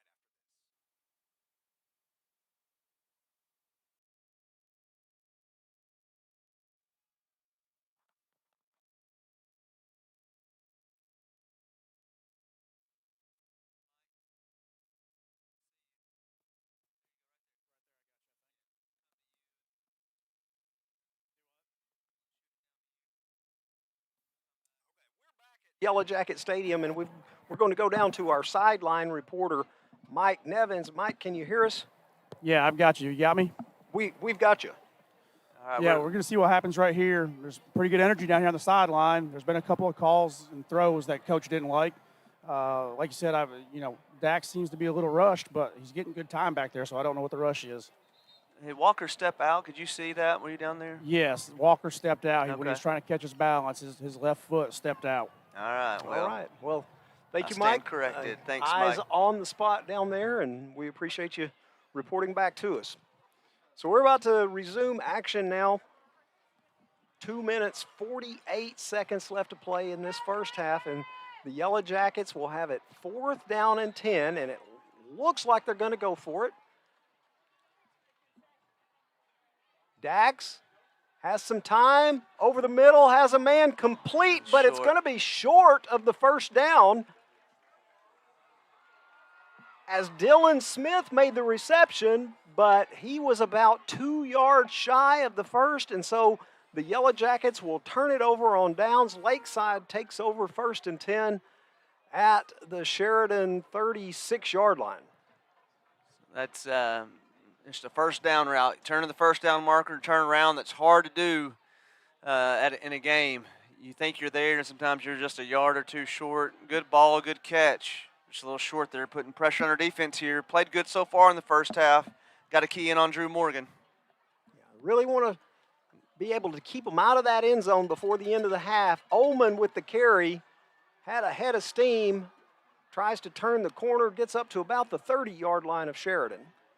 Good hard running by Oman and good open field tackling, taking the legs out of Oman for a 5-yard gain, maybe on first down. Clock's ticking, 2:20 to go at Peoples Bank's second quarter. 7-6 the score. Lakeside on top of your Yellowjackets of Sheridan as we near the end of the first half. 2nd down, about 5 yards to go for the first. Walcott fakes the handoff to Oman, Morgan, throws over the one-on-one. middle, has Drew Morgan, touchdown, Lakeside. We have got to put 2 on Drew Morgan. He's going to kill us. That is the second long reception for a touchdown. Drew Morgan again with the reception over the middle. And the Lakeside Rams have just added to their lead. That didn't take long. They scored real quick there. Positive of that is we got 159 to answer if we get the ball back here. So the Rams will attempt the extra point, leading 13-6. The kick is up and the official signal is good. And so with 1 minute, 59 seconds left to play in this Peoples Bank second quarter, it's Lakeside 14, Sheridan 6. Let's take a 30-second timeout and we'll be back with more right after this.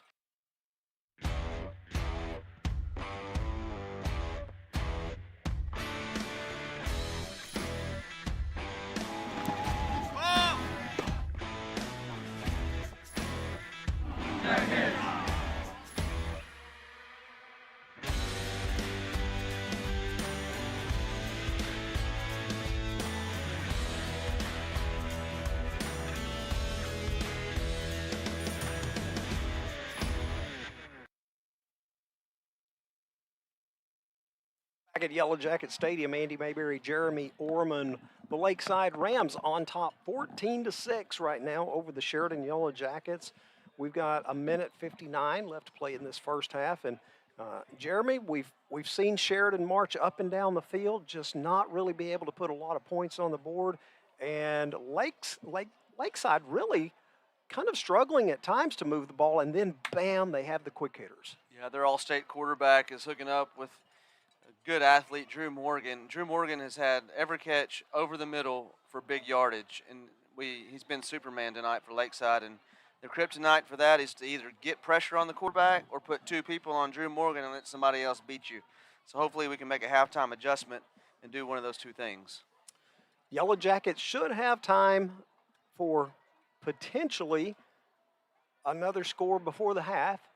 The kickoff is going to be fielded by Smith at the 15 across the 20-25 and down at about the 27-yard line, and that's where the Jackets will take over 1st and 10. Blake Vincent for Lakeside came down like a bullet. I don't know who picked up that block, but he took one for the team there, whoever that was, back there with Dylan on that return. Need a big drive here, Andy. We need to answer. We kicked it off to start the game. We'll get the ball at the second half. Be great to put it in here, then get the ball when we come back from halftime. Yeah, you kind of hear the crowd a little quiet right now. That last touchdown a little unexpected. But Yellowjackets have a shot here, a minute 54 left to play in this first half, trailing 14-6. Zay Stevens in the backfield. He goes in motion to the right. Dax throws to the left, in and out of the hands of the intended receiver. That looked like DePriest, I think, at the 34-yard line, so it'll be second down.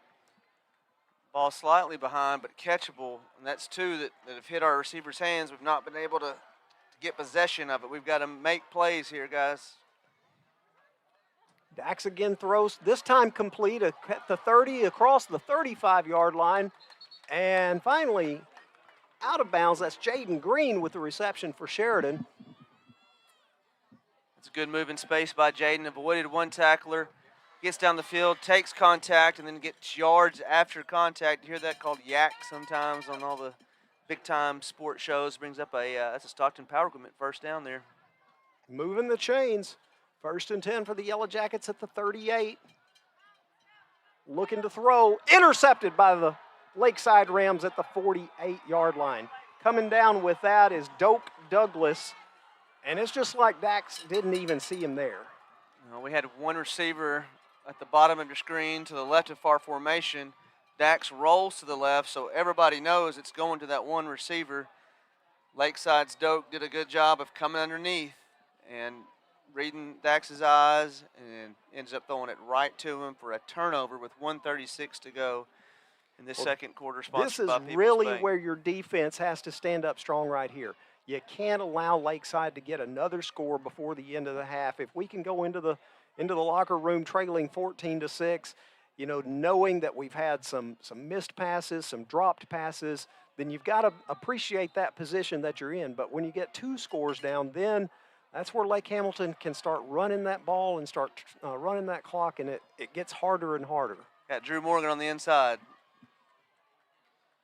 Just beware. Walcott. Here they go. Instead, they go down low. Down the sideline, has a man incomplete, in and out of the hands of the intended receiver, Quardarius Jackson. And I'll tell you, he was open, and that was a very catchable pass. He just couldn't haul it in. Great ball by Walcott. Beautiful spiral, plenty of air to let Quadarius run under it, and it just went through his hands, luckily for the Sheridan Yellowjackets. We're sticking with this man-to-man defense. It is a hard defense as a secondary. We're trying to get pressure, bring more people to get pressure on the quarterback. We're not getting there in time, and so that leaves our secondary vulnerable.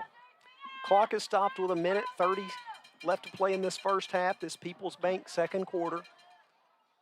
Rams, 4 receivers. Nobody up top. To the wide Gotta get side over. of the field. Little quick hitter to Oman, and he lost his footing just as he took reception of the football at around midfield and will fall down just inside Yellowjacket territory, just across the 50-yard line. Cooper Williams did a good job from his linebacker position reading that. Put pressure on Oman. Oman might have got tripped up, lost his footing. Couldn't really tell. Andy looked like he said he lost his footing there. Nonetheless, we'll take it 3rd and long. Yeah, 3rd and about 11 to go for the first. Rams have to reach the 38-yard line of Sheridan to pick up the first down. Pass is complete. Across the 40 inside Sheridan territory to the 37, 38-yard line. That was A.J. Burns with the reception for Lakeside. A.J.'s athletic receiver. Lakeside's expecting good things out of A.J. this year. He made a good move in open field to get the first down. 39 seconds ticking here. They moved the chains. Clock still rolling. 35 seconds left. Complete pass and dropped immediately at around the 35-yard line. That was Wallingsford, it looked like, with the hit. Yeah, lost some Wallingford one-on-one coverage. Had good space, came up, saw the ball release, came up, hit him quick. It's going to be second down. Check that. I think that was actually Ross Stevens with that tackle. Okay. 30 seconds to go before halftime. We've had ourselves a defensive juggernaut. A lot of offense, a lot of people moving the ball down the field, just not a lot of points to show for it. Yeah, well, we need to keep it that way for the next 30 seconds. Absolutely, absolutely. Yeah. Rams on top, 14-6. We'll keep it here during this timeout. It's a matter of time before they go back to Drew Morgan. He has been their go-to for big plays in the first half. Yeah, Sheridan's had a difficult time keeping Morgan in check throughout this half. When we resume play, it'll be 2nd down and about 6 yards to go for the Rams. 30 seconds left to play in the first half. Got Zay Stevens checked in at defensive end, trying to get more speed to get to the quarterback. We've also got Dylan Smith checked in at free safety. Coach Kelly doesn't really like his guys to go both ways, but certain situations you'll see this. Yeah, for certain plays, certain situations, get your best athletes on the field and let them roll. 2nd and 6. Pressure's on. Walcott throws. Has Drew Morgan again inside the 15-yard line. Drew Morgan, I'm telling you, we've got to put 2 on him.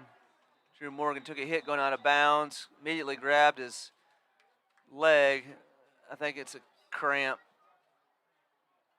Yeah, Morgan is down on the side. He is holding the back of his leg. We've talked about it before. We've already seen 1 or 2 players tonight with some cramps. Started off as a pretty warm evening, and especially early in the season, you see more of that take place. Let's take a quick 30-second break, and we'll be back with more action after this.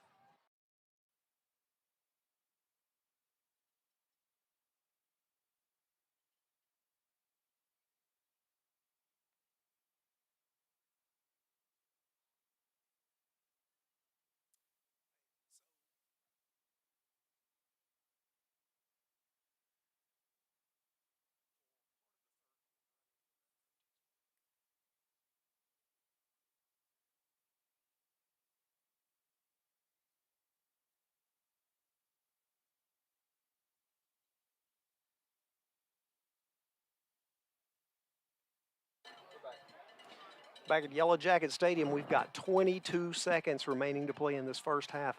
Lakeside on top 14-6 over your Yellowjackets of Sheridan. And when we resume play, it's going to be 1st down and 10 for Lakeside at the 14-yard line of Sheridan. I'm trying to get the crowd up. Andy. We've got Jeremy Orman over here trying to get the crowd going. Walcott drops back, throws, has a man, and it's incomplete at the 10-yard line, just dropped. The intended receiver, number 24, Logan Clark, and it was in his hands, and he just couldn't hang on to it. Yeah, hit him in a bad spot, hit him right in the face. You know, sometimes that happens. But he was wide open. I think we backed up a little off of our coverage, trying not to get beat in the end zone, opened up the flat, and luckily for us, an incomplete pass there on 1st down. Yeah, so 2nd and 10, 18 seconds left to play in the half now. Walcott has a man, again incomplete. And again, a catchable pass. Quadrarius Jackson. There we go. Come on, guys, get loud, get it up on the Jumbotron. Let's get loud here. Big third down stop. All right.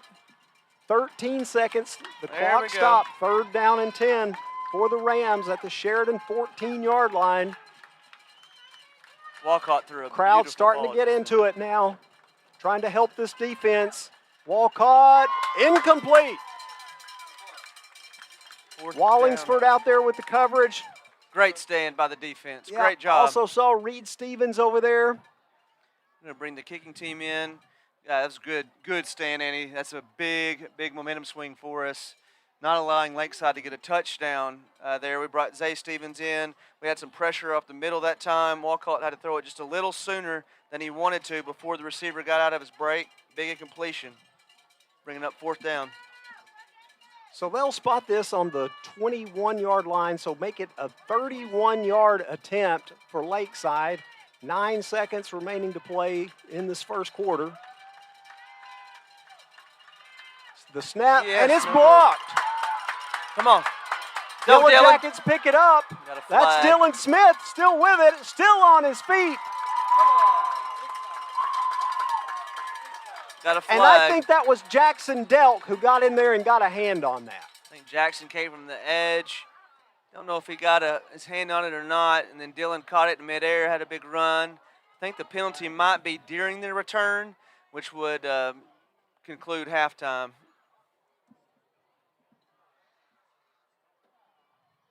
Declined. We're going to go to half. Big time stand by the Sheridan defense there.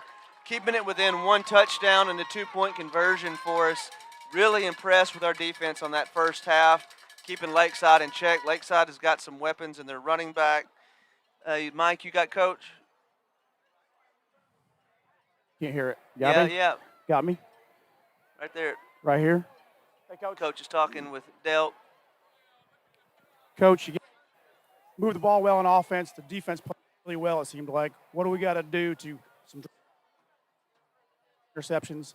What do we do going into halftime? Well, our quarterback can't throw it to the other freaking team. That's one. Would you agree?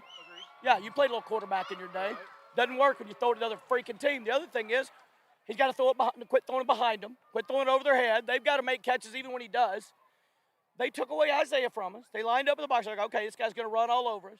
And we had a nice hook and lateral call to him, and he jogs across the field because he's tired. I'm like, guys, I never thought I'd see the day whenever we can't go out there and just give great effort. Great effort right there. We got a first down on that 4th down right there. I'm disappointed because I've allowed us to get to this point. I don't know how I can be in the 2nd year and we're not catching passes, we're not throwing it, we're not doing. Offensive line doing a pretty good job. Defense phenomenal again, just like last week. Kept us in it. We were down 1 touchdown last week. We're down 1 touchdown this week. We got to hopefully give our defense some hope to keep doing what they're doing. I'm doing a terrible job on offense because I can't get our quarterback to throw the ball to the right freaking guy. Well, good luck on the adjustments at halftime, Coach. We'll talk to you after the half. All right, thank you, Mike. Clearly, frustration coming from Coach Kelly, but he takes responsibility for it. Nonetheless, really he expects a lot out of his quarterbacks, and they are the leaders of his offense. They are the ones that the offense runs through, so he does expect a lot of them. And Dax just didn't look comfortable in that first half. Had good time. Offensive line gave him plenty of time to throw the ball. Dax was locking in on one guy sometimes and throwing balls in tight windows. So that's the negative, but the positive is the defense. Unreal. Well, that's the thing. Last year, if you had said that the offense could have only put up 6 points on the board in a half against Lakeside, you would think that this game was out of hand. And we don't see that. Yeah. Our defense time and time again has held strong. They've given up a couple of big plays. Drew Morgan has hurt them. But outside of that, the defense has played really well. Offense, again, a little out of sync at times, But that's all stuff that can be fixed. Yeah. We've had, like I said, probably 300 yards of offense. Oh, in I'd the say first, at least. at least, but only have 6 points to show for it. So once we get there, we gotta finish it. We gotta put it in the end zone, not hurt ourselves with penalties, and not turn the ball over, throw it to their team. Like Coach Kelly said, we've got to just finish our drives, and good things are going to happen for the Yellow Jackets in the second half. Yeah, absolutely. All right. Let's take a break, and we'll be back with more Yellow Jacket football after this.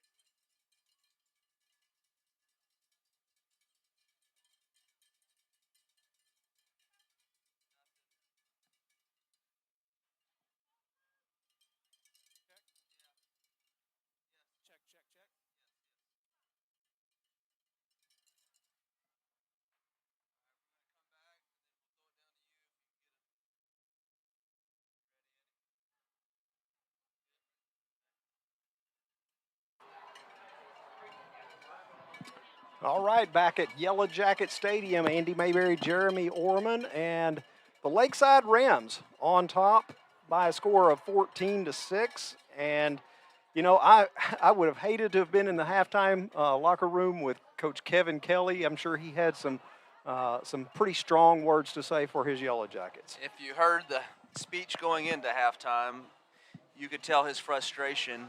And yeah, he expects a lot out of his players, but they play hard for him. You know, he expects much, but he also coaches hard and loves hard as well. And so, yeah, I'd hate to. Actually, I really would like to hear it. I'd probably be juiced up if I heard it. So yeah. Hey, we've got Mike Nevins, I think, down on the sidelines. Mike, are you here with us? You got us. Well, you've got us. Yeah.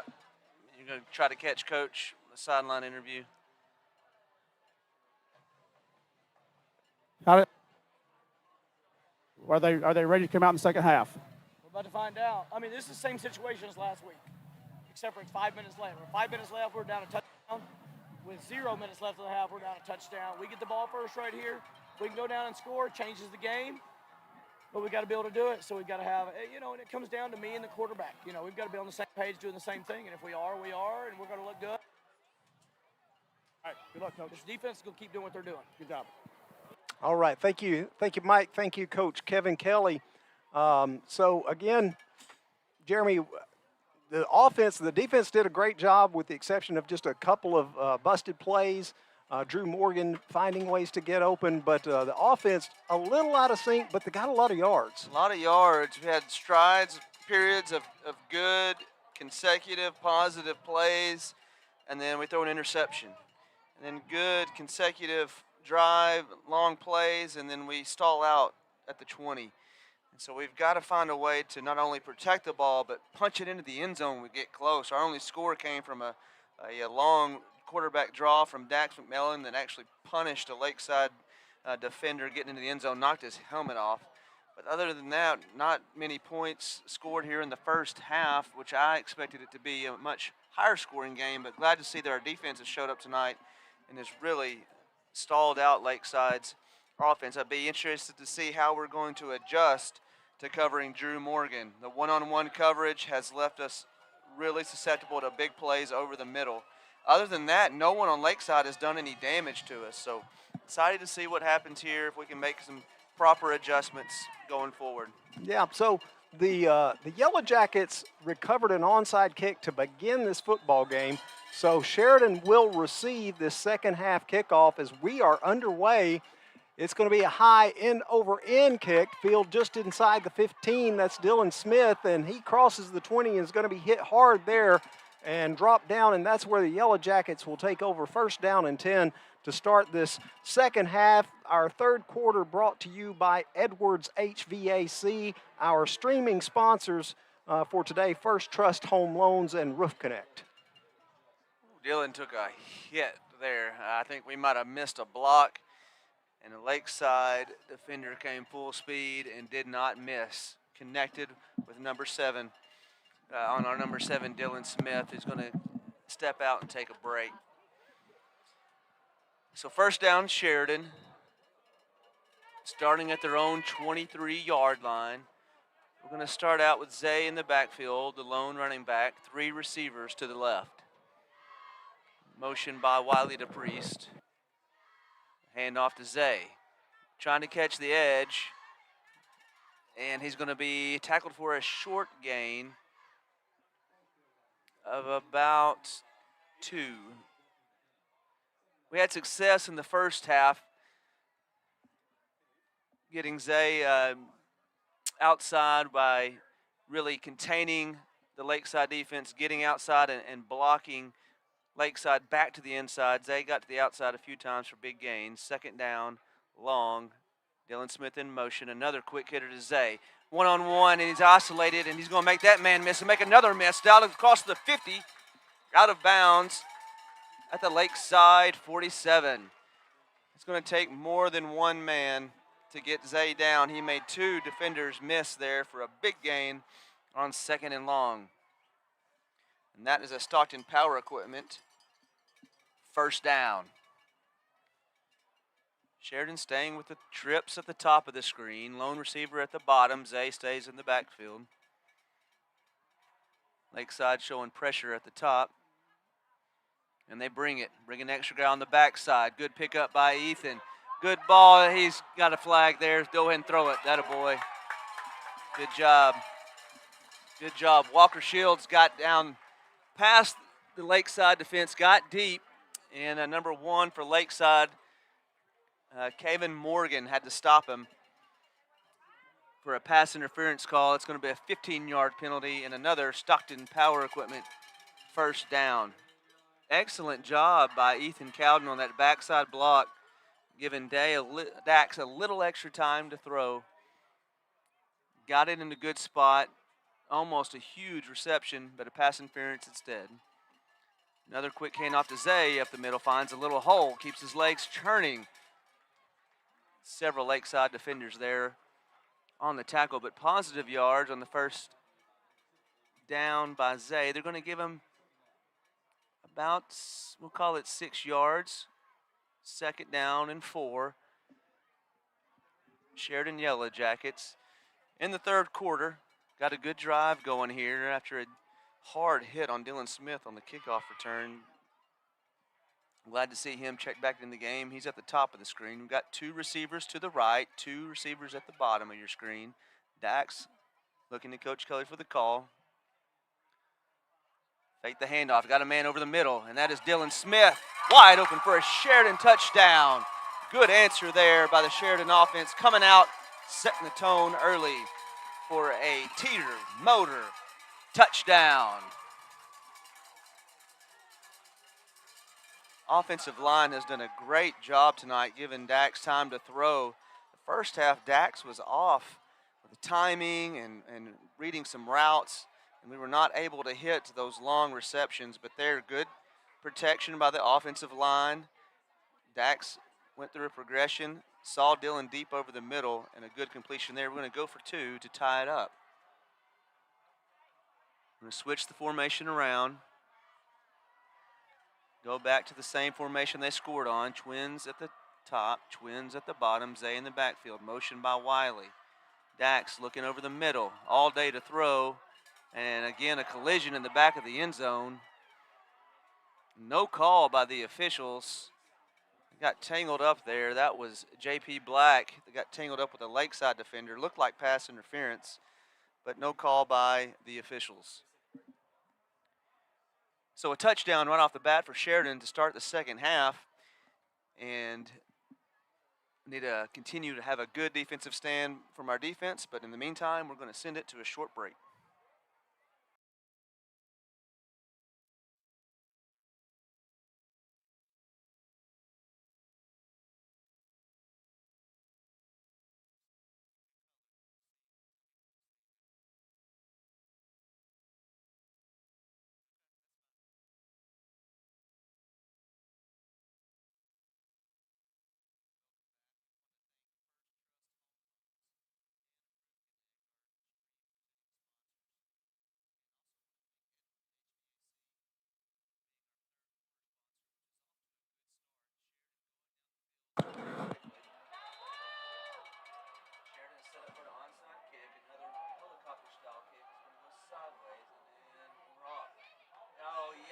We got it.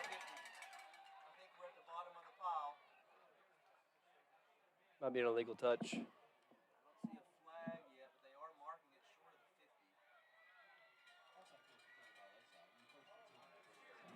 What did I miss? Looked like we got it.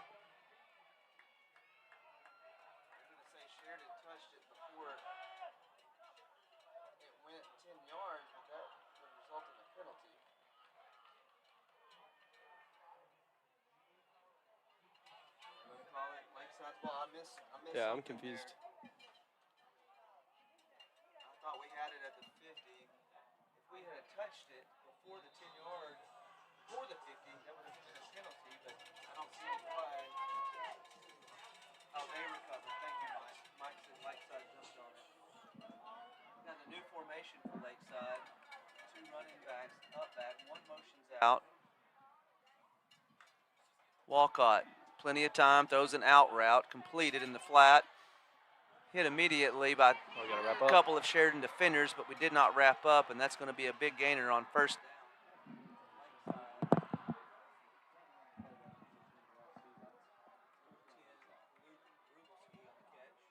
I'm enjoying you. Couldn't tell who the final tackler was for Sheridan, but that was a wide open out route. We had initial contact immediately after the catch, but good hard running by Lakeside's receiver to get yards after the catch for a first down. Uncharacteristic of our defense. They've been really good with sure tackling in the first half. Back to the same formation, 2 up backs for Lakeside and a quick handoff to Omen. Omen patient running, cuts Good it comeback. back, has an open lane. Wrapped up there by number 11 for Sheridan, Reed Stevens. A little bit of offensive life so far this half. Yeah, Lakeside has come out with some intent. That's 2 hard runs by the receiver and then again by Omen up the middle. Oh, I didn't know you were gonna be here.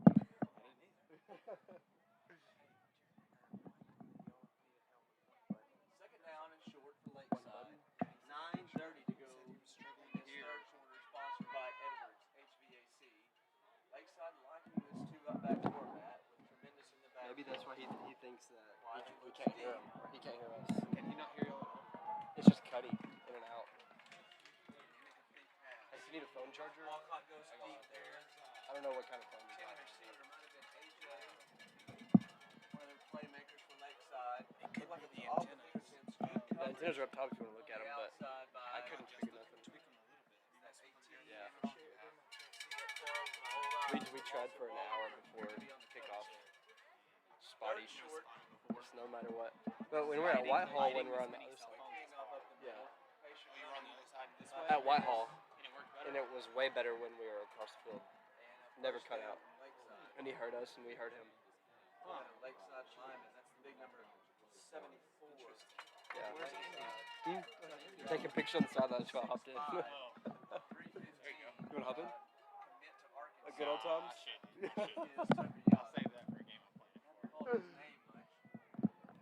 Yeah. It's been alright besides that.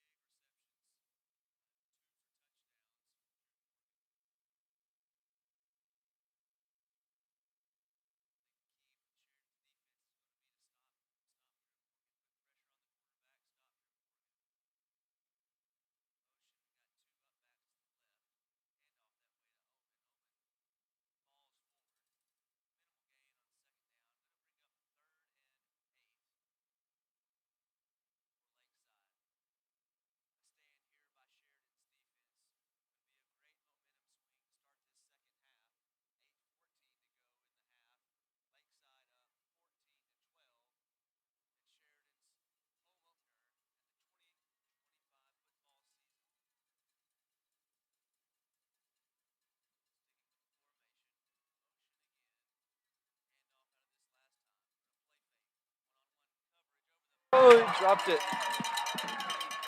Ball Huge drop. incomplete pass is going to bring up 4th down for Lakeside. Interesting to see what they're going to do here. They got to go, right? They had the last field goal, Lakeside. I'm joining you. I'm going to join you. Last field goal was blocked, so they're going to try to go for it. Maybe try to draw us off sides to get closer.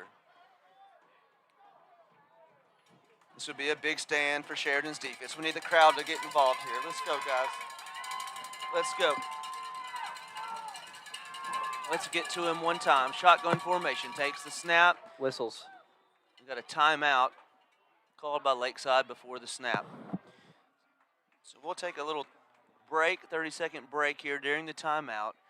and be back with you shortly. Banking is a lot like football. You need a solid game plan to reach your goals. Every yard matters, and every decision can move you closer to the end zone. Just like a great team relies on trust and protection, your finances need the same. From managing your everyday money to saving for the future to making the big plays when opportunity comes, success takes preparation, teamwork, and smart moves.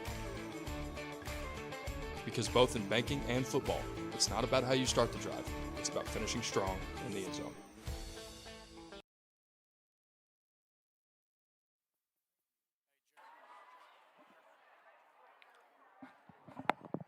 And we're back. Big fourth down here for Lakeside.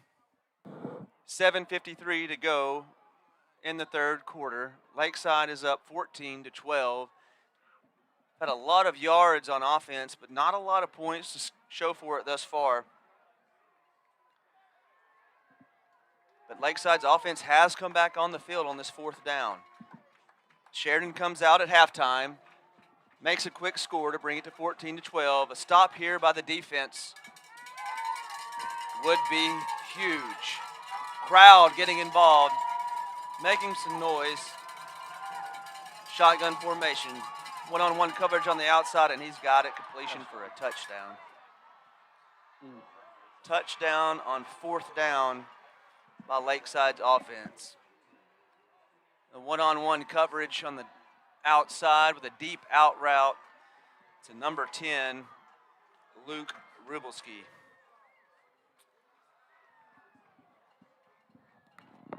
So that's going to take the score 20-12, 7:46 to go in the third quarter.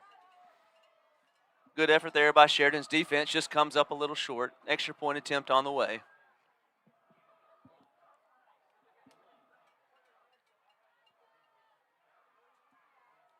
Good snap and good. So this is what I expected pregame.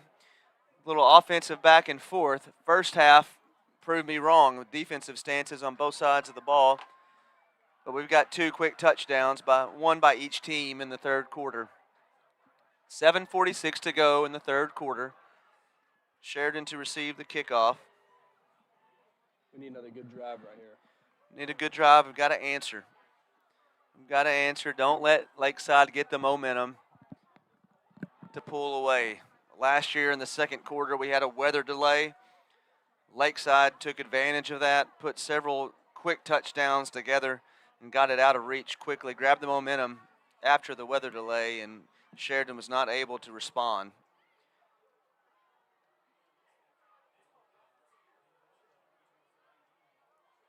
Lakeside's kicker has put it down at about the 10 to 15 yard line each time. Had a couple of decent returns. Sheridan's offense has had terrible starting position in the first half. Another deep kick drives Dillon back to the 3. He tries to get the edge and is pushed out of bounds at the 15, maybe the 16 yard line. So that is where Sheridan will take over. Good drive, last drive, good mix of runs and passes. Dax looked more comfortable going through progressions. The offensive line is giving him plenty of time to throw. So he just needs to be confident. Confident in what they've been practicing all summer. Confident in his receivers and in the play calls. And move this thing downfield. Zay has had a good game running the ball as well. Good shifty runs, making people miss. Getting some big plays, running it inside and outside. Zay is stacked down low. You got Walker Shields and Zay down here by themselves. Looks like man-to-man coverage. Over the middle, had him wide open and threw it too far out front. Dax took a hit after the throw. Pressure that time by Lakeside, by number 31, Cannon Martin, their defensive leader. Had a man over the middle, just missed him. Yep, pressure got there. Lakeside brings a lot of pressure. Looks like they're running a lot of man, a lot of blitzes. Not showing it this time. Direct snap to Zay. Play action's got a hole on the right side. Good play by Lakeside's number 6, Declan McKinney. shed his blocker, went down low, got Zay by the shoelaces. That looked like it hole opened up for a big gainer there, but quickly closed up by Declan. Third down here. You suspect this would be 2-down territory, meaning Coach Kelly will go for it on 4th down if we're unable to get it here. 2 receivers on each side. Motion Zay in the backfield. Play action. Pressure up the middle. Zay wasn't expecting the ball. No whistle. No whistle. And the whole Lakeside Ram defense swarms Zay.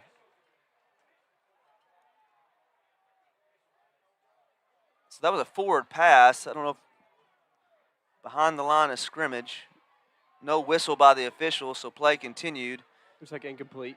But they are going to rule an incomplete pass. 2 officials still talking about it. The ball is spotted back at the line of scrimmage. Head official still has not made a call, and then we get an incomplete. So it's going to be 4th down, big 4th down here for Sheridan. Need a conversion. Sheridan at their own 20.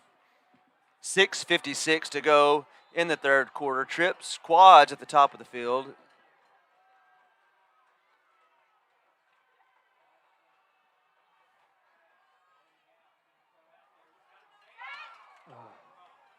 Back shoulder throw to Zay is incomplete. Tried it out and up on the boundary down here low. Hit his fingertips, but incomplete. Good effort. We need a good defensive stand right here. So Lakeside's going to take over at the Sheridan 20. Good field position for them. 6:49 to go in the 3rd quarter. Excuse me. Tried to get the ball to Zay. One-on-one coverage. A good route. Good ball where only Zay could catch it, but Zay could not come down with it. So Sheridan's defense back on the field quickly.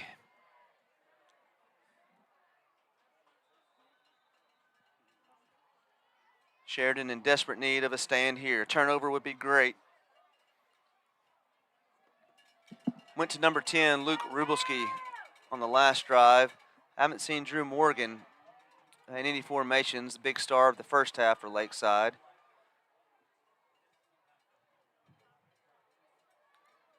A little confusion up front. Quick handoff to Omen.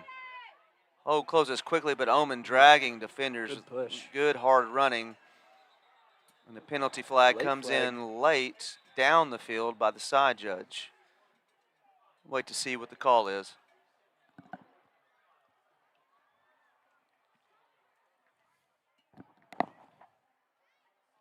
Mike, is my volume better?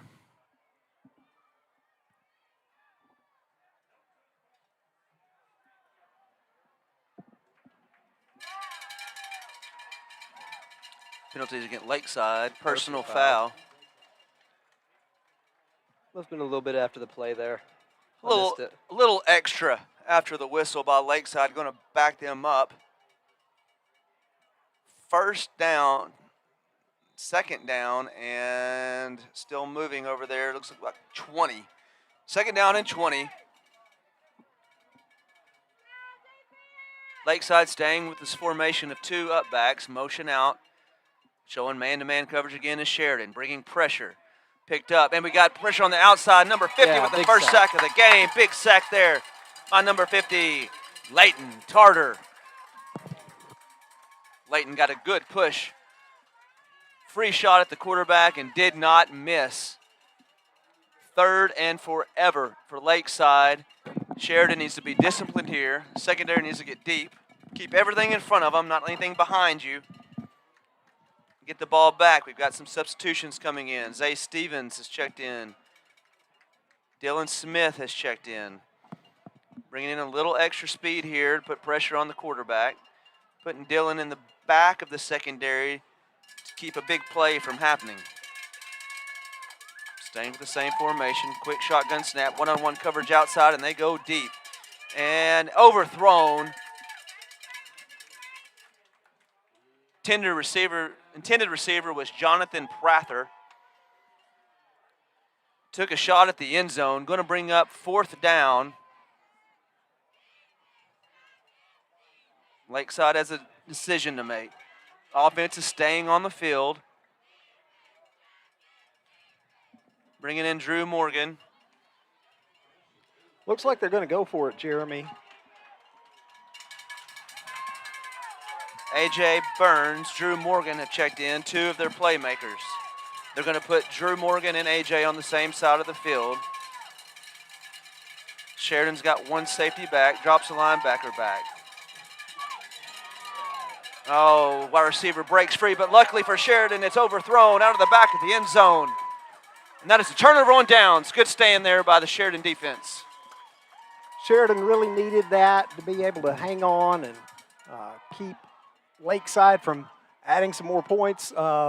Rams on top 21-12, 5 minutes, 29 seconds left to play in this third quarter. And, I went down on the sidelines there for the folks who might not have heard me for a couple of moments. I went down on the sidelines, took a few photos, but I was able to be down there, in the area where Mike Nevins is. And so you're down there with Coach Kelly, and you get to hear, just some of his frustrations with some of the things that are taking place, especially on the offensive side of the football. So we'll see what the Yellowjackets can do with it here. We need a response here. Good First drive. down and 10. Dax completes out to Zay, and he crosses the 35-yard line. Good quick hitter there to Zay on the outside, and we've got a Sheridan lineman down. Hops back up. It's number Second down and 8 for Sheridan. 76. Brian Bowman was down, but hopped back up. And they're going to make him come out since a whistle blew. Yeah, he's coming back off the field now. So second and 8 for the Yellowjackets.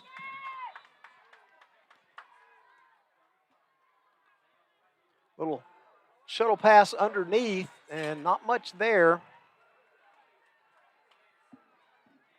Trying to pick up a number there. Was that DePriest? Looked like Wiley DePriest maybe. Yeah. With that, and Lakeside sniffed that out pretty well. No gain on the play. Stopped at the 35-yard line of Sheridan. Third down and 8. Doak Douglas took out our lead blocker and then made the tackle. That's just textbook defense there by Doak. Third and long again for Sheridan. Really need to put a drive together here, Andy. Offense is stalled after that first opening drive that resulted in a touchdown. Split backs in the backfield with Dax. Sets up the little screen. Dylan Smith has it, crosses the 30, near the 35-yard line, and basically just gets back to the original line of scrimmage. Lakeside says there's a fumble and that they recovered. I don't think the officials agreed. We're going to call it fourth down. Saying was down before the ball came out. Lakeside has put some hits on our receivers. Looks like the Jackets will go for it. Again, this is, standard Kevin Kelly football, going for it on fourth down. Dax throws, complete, first down yardage into Lakeside territory, still on his feet, Walker Shields, and boy did the Yellowjackets need that one. Big play by the offense there. Dax scrambling to his left where all the receivers were. Threw the ball before Shields came out of his break. Made an excellent throw. Shields gets his head around quickly. Not only catches it, but makes a good run after the catch for a Stockton Power Equipment first down. Big play by the Yellowjackets, and now Sheridan is getting close to scoring territory. The ball at the 38-yard line of Lakeside. 3 minutes, 41 seconds left to play in this third quarter. Sponsored by Edwards HVAC. Thank you to Edwards and all of our sponsors throughout the night. First and 10. Dax throws. Dylan Smith has it complete inside the 35. The ball's loose. Lakeside again thinks that they have it. No official signal yet.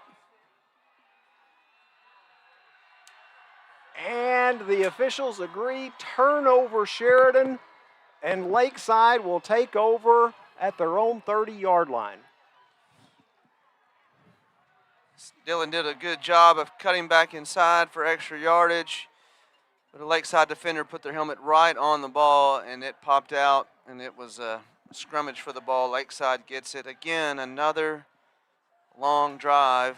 Stalled out, resulting in a turnover from Sheridan. Putting pressure on the defense here again. Last time after a turnover, Lakeside took a deep shot with Drew Morgan for a touchdown. See if they try again. Yeah, there's only so many times you can give up plays like that and hope to still win a football game. 1st and 10.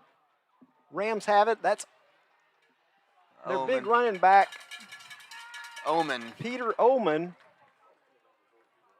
And he picks up about a yard on that right side before the Yellowjackets close and take him down. Good pursuit by our line and our defense there. A little stretch play off the left side. Oman looked like he had some room to run. Quickly closed up by our defense. 2nd and long. 2:52 to go in the quarter. 21-12, Lakeside on top. Clock rolling. Split receivers. Walcott throws, it's complete and dropped immediately. That's Wallingsford with the coverage. And A.J. Burns with the reception for Lakeside.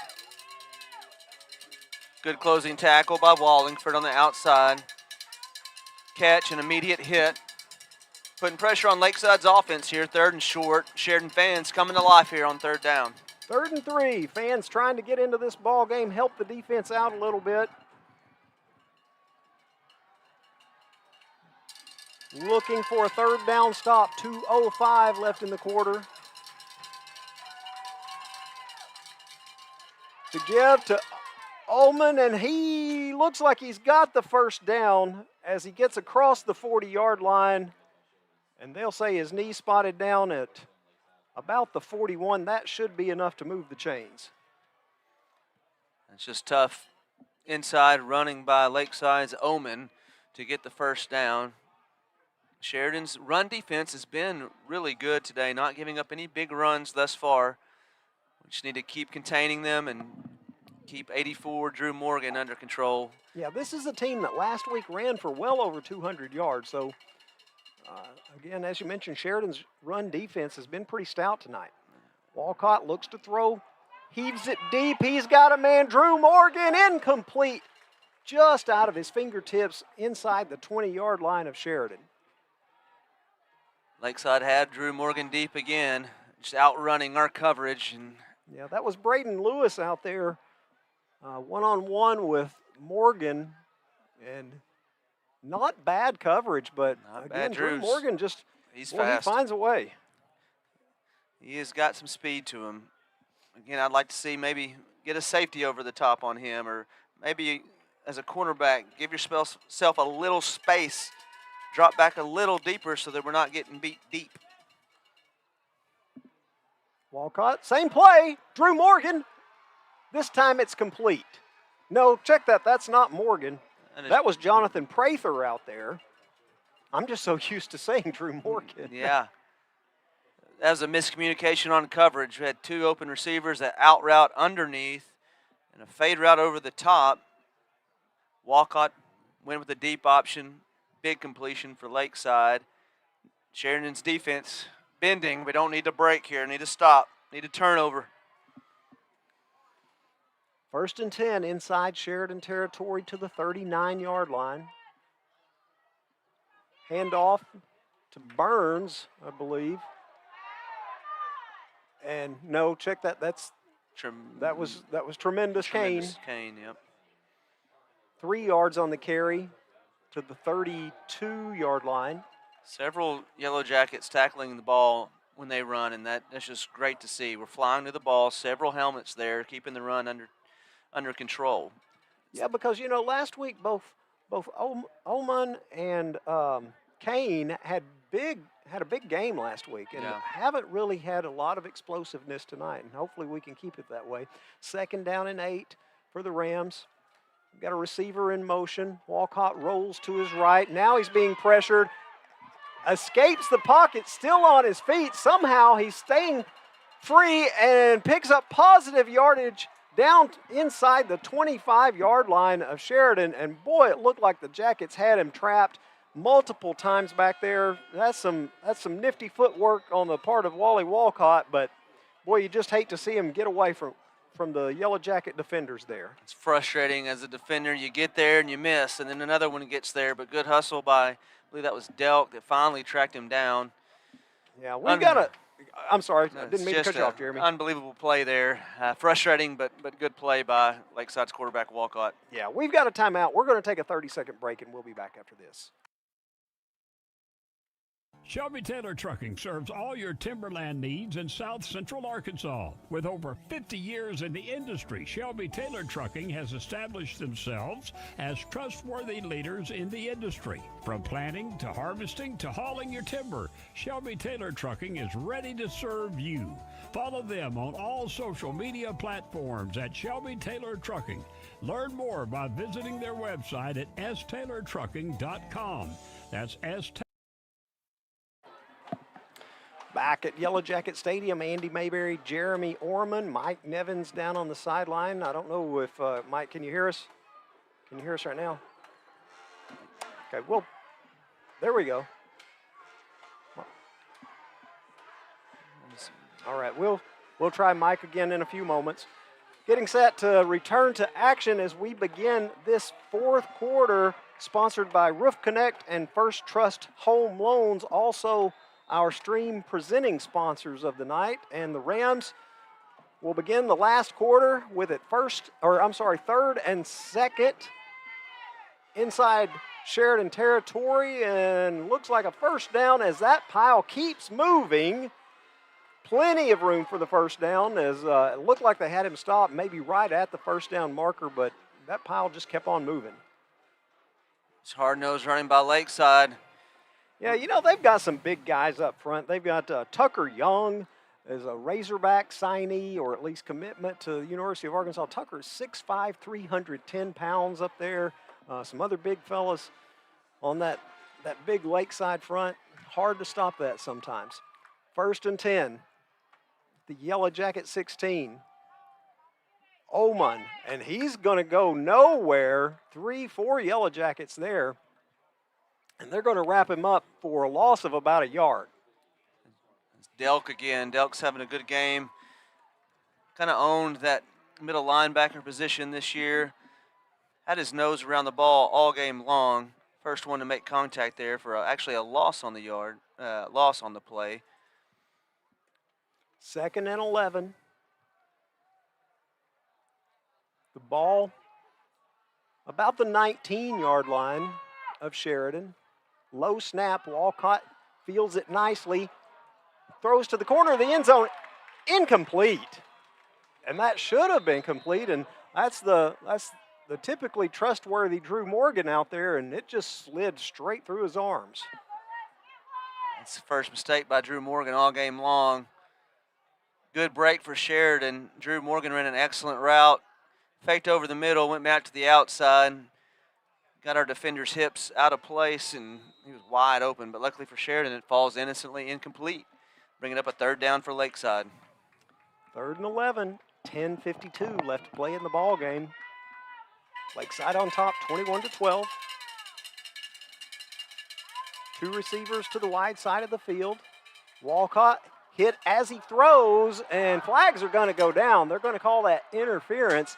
Really, it looked like just some feet got tied up with each other, and the receiver for Lakeside went down. The penalty flag came in. I think they're probably going to call that interference against Sheridan. Marquise was in good position. He was looking back at the ball, did not have the receiver in his sight, and I agree, Andy. It looked like they got tangled up, but nonetheless, they're going to call pass interference, resulting in a 1st down for Lakeside. No, 3rd down and short. Thought that was an automatic 1st down. I guess I'm wrong. I need to freshen up on my high school rules. So, yes, it's going to be 3rd down and about a yard to go for Lakeside. Plenty of room, 5, touchdown. Peter Oman. Rams add to their lead. Long drive by Lakeside. concluded by a touchdown with an up-the-gut run. I'm not sure he was touched on that No, one. I don't think so. I don't think anybody got a hand on him. Pretty much just walked into the end zone. So that will extend the Lakeside lead to 27-12. On for an extra point attempt.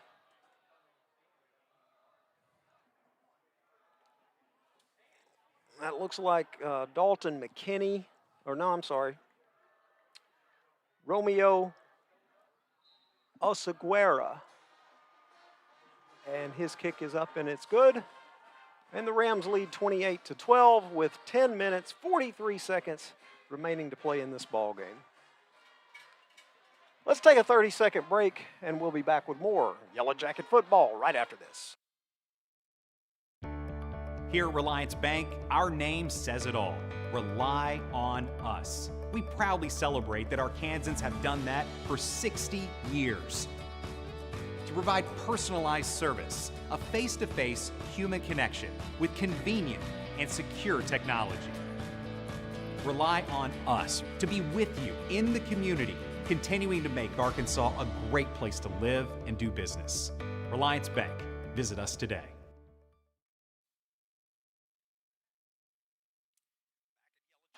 Andy Mayberry, Jeremy Orman, the Rams on top 28-12 with 10 minutes, 43 seconds left to play in this ball game.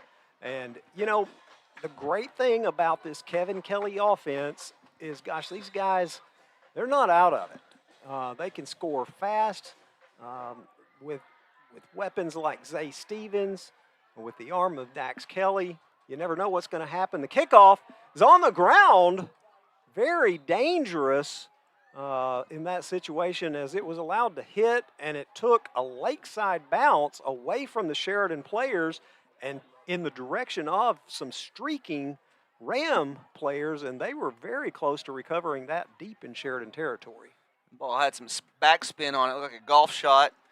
Hit the turf, went straight backwards. Sheridan fortunate to get on that ball there. We need a good drive here. Like you just said, Andy, Coach Kelly's offenses can score a lot of points in a hurry, and we need that now. We're running out of time, 10:43 in this fourth quarter, trailing by 16. Two-possession game still. And I would expect that regardless of what happens, start watching for Lake Hamilton and kind of start milking that clock, trying to run the ball a little bit more and keep that clock rolling. 10:43. Yellowjackets with two receivers to the left side of the field. Dax is going to go down. Number 31 just shot that gap. That was Cannon Martin, and Dax went down for a big loss back around the 10-yard line. Well, they'll spot it at the 15, but a loss of 6-7 yards on the play. A little delayed blitz. Cannon saw a hole and shot the gap. Again, he is their senior defensive leader there, making a big play for Lakeside. So second and long for the Yellow Jackets. Three receivers to the wide side of the field. Dax rolls to his right.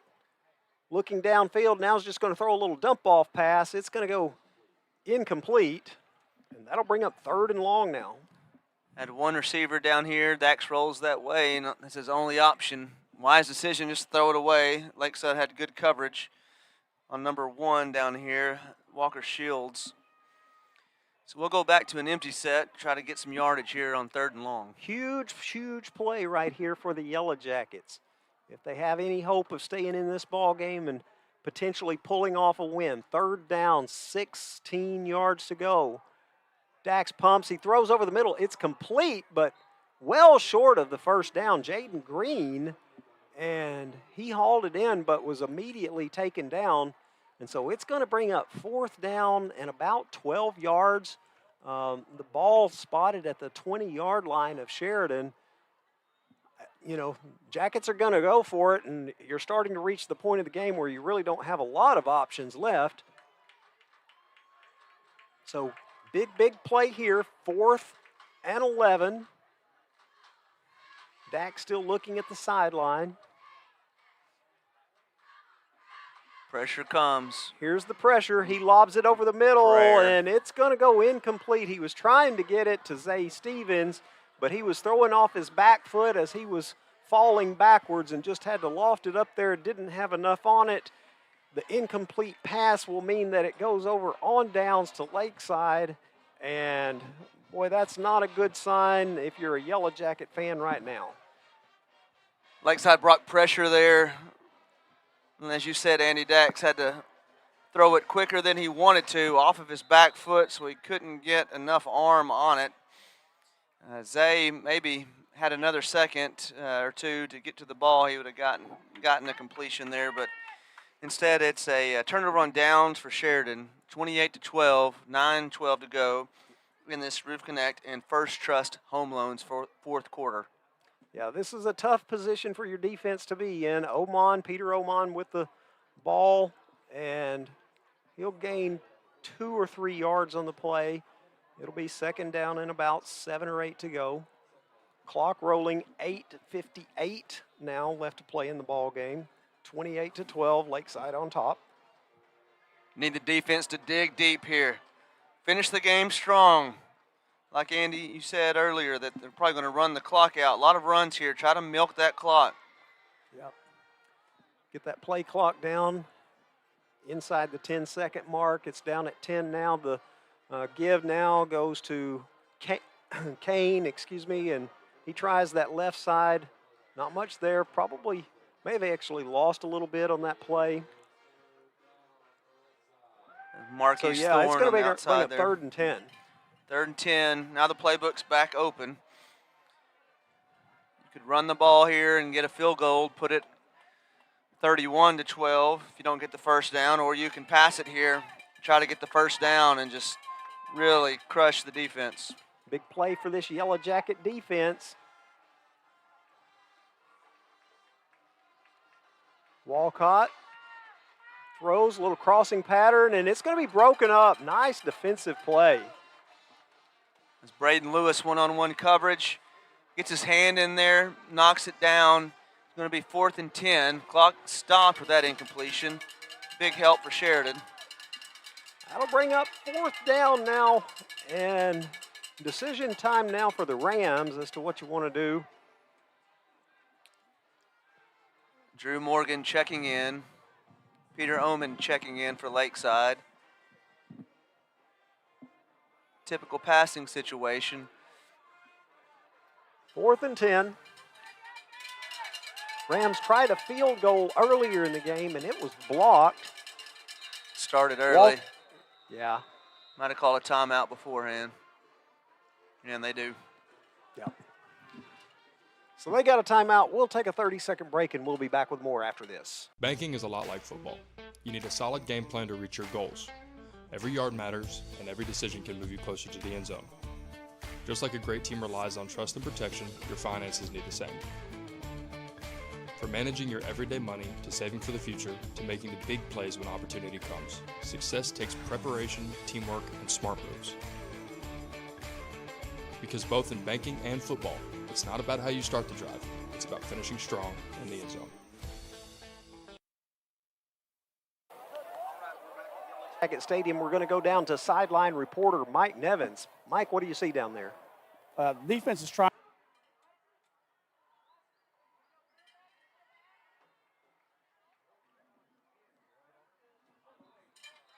All right, we've had some issues getting our sideline reporters Mike working tonight, and we apologize about that to our listeners, but hopefully we'll get that worked out soon. So we'll go back to live action here, and the Rams about to take over 4th and 10. Big play here for the Yellowjackets with the ball spotted at their own 20-yard line. And going to Drew Morgan, number 84 at the top of your screen in this situation. Out and up, and they go to him again. Wide open and overthrown. Yeah, all right. Yeah, we've seen a lot of, Walcott's been pretty much on the mark tonight, but that was not a well-thrown pass, and the incompletion will be a turnover on downs again. And so the Yellowjackets with still a little bit of life left. Ooh, little hope. 7:43 left to play in the ball game, down 28-12. Little hope still for the Yellow Jackets. He had an open receiver there, did Walcott, overthrew him. Sheridan will take over. Long way to go, but we've got the players and the weapons to do this. Yeah, if you do your math, 16 points down, that's 2 touchdowns, 2 two-point conversions for the Yellow Jackets to be able to make this a tie ball game, but we're a long way from that right now. Little pass out on the right side is going to be complete. That's Walker Shields with the reception. Short pickup of about 6 or 7 yards. We'll call it 7. Brings up second down and 3. Just a quick hitter, good opener, confidence builder, quick pass. And more importantly, it stopped the clock. 7 minutes, 35 seconds left, because right now, clock management is a real big deal in this ball game if you're hopeful for a Sheridan win. A little stoppage of play, maybe a late substitution. Lakeside runs someone back on. It's like number 23 checking in there, Preston DeGrasse. They actually started the clock. I guess he wasn't out of bounds as the clock's rolling now. 7:30 left to play. Hit him, he's Dax got him. Over the middle, he's got J.P. Black complete inside Ram territory down close to the 40-yard line. Dax McMillan to J.P. Black. JP got free over the middle. Dax saw him right off the get-go. Good ball, hit him in stride there. Big gainer for Sheridan. Let's keep the momentum going. That's one the Jackets needed right there. 1st and 10. Stockton Power Equipment first down. Officials keep stopping play here. Moving the ball back. What are they doing? No. I'm not quite sure how we just lost 5 yards on that. That is clearly not where he was down. Okay. All right. Well, so 1st and 10 from the 47-yard line. McMillan over the middle again. Looked like there might have been a little bit of holding maybe, or some hands by the Lakeside defender, but it goes incomplete. DePriest was the intended target. Brings up 2nd down now for Sheridan. Incomplete pass, stops the clock, 6:53 to go. And the Roof Connect First Trust Home Loans 4th quarter. Quick pitch to Zay. Zay's got it, crosses the 45 down around the 40 and barrels out of bounds at about the 39-yard line. Actually, I guess he stayed in bounds. They're still rolling the clock. 6:37 left. Went from 2nd and long to 3rd and manageable with that quick pitch to Zay. 3rd and about 2. Clock still rolling, 6:25. Dax rolls to his left, throws across his body. Oh, he had J.P. Black and he just couldn't hang on to it at about the 30-yard line. So it'll bring up 4th down and a couple of yards to go for the first. I really thought we had that one, Jeremy. Yeah, we ran a flood pattern, several people running out routes, about 10 yards, 7 to 10 yards apart from each other. Dax did a good job letting it develop, rolling left, waiting and waiting. Hit JP, couldn't hold on to it on the sideline. We're going to bring Dax out of the game and put it in the hands of Zay for a big 4th down. So it'll be a direct snap to Zay. This is 4 seconds, 3. Sheridan's version of that old Wildcat. Zay is going to throw, and it's incomplete. So they bring Zay in. All the focus is on him and try to hit a quick pass to the outside, and it falls incomplete for a turnover on downs. If I'm not mistaken, I think Zay played some quarterback in maybe 8th grade. But I think that's the first pass I've seen him attempt in his high school career. Maybe I've missed something along the way. I don't recall one. I don't recall one either. So turnover on downs, and Lakeside will take it over at their own 39-yard line. 6:11 left to play in the ball game. Lakeside on top, 28-12.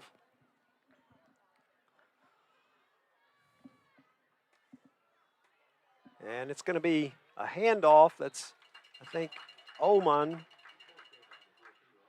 Yes, Peter Oman, and he'll get back to about the line of scrimmage. Jackson Delk, I think, was there, one of the initial Yellowjackets.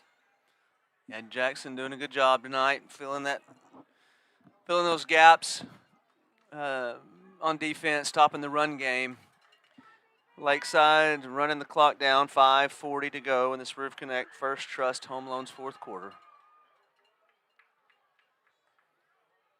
Walcott has a man complete. A.J. Burns still on his feet, still inside the 40, the 30, the 20. He's going to go all the way and score. A.J. Burns for Hot Springs Lakeside. Just a simple curl route with athleticism after the catch. Makes the first man miss, and then he was off to the races. No one could catch him down the sideline, adding to the Lakeside lead. 34-12 Lakeside. Well, you know, for a game that was so close for so long, it's starting to get a little bit out of hand. Lakeside's been able to convert on offense. Their defense has stopped us. We've stopped ourselves a few times with some drop passes and overthrown balls on offense. Again, we have a lot of offensive yards and hardly any points to show for it. Just frustrating game for the offense. Extra point is good. It makes it 35-12, Lakeside on top. 5 minutes, 24 seconds left to play in the ball game. And we'll take a 30-second break, and we'll be back with more Sheridan Yellowjacket football right after this.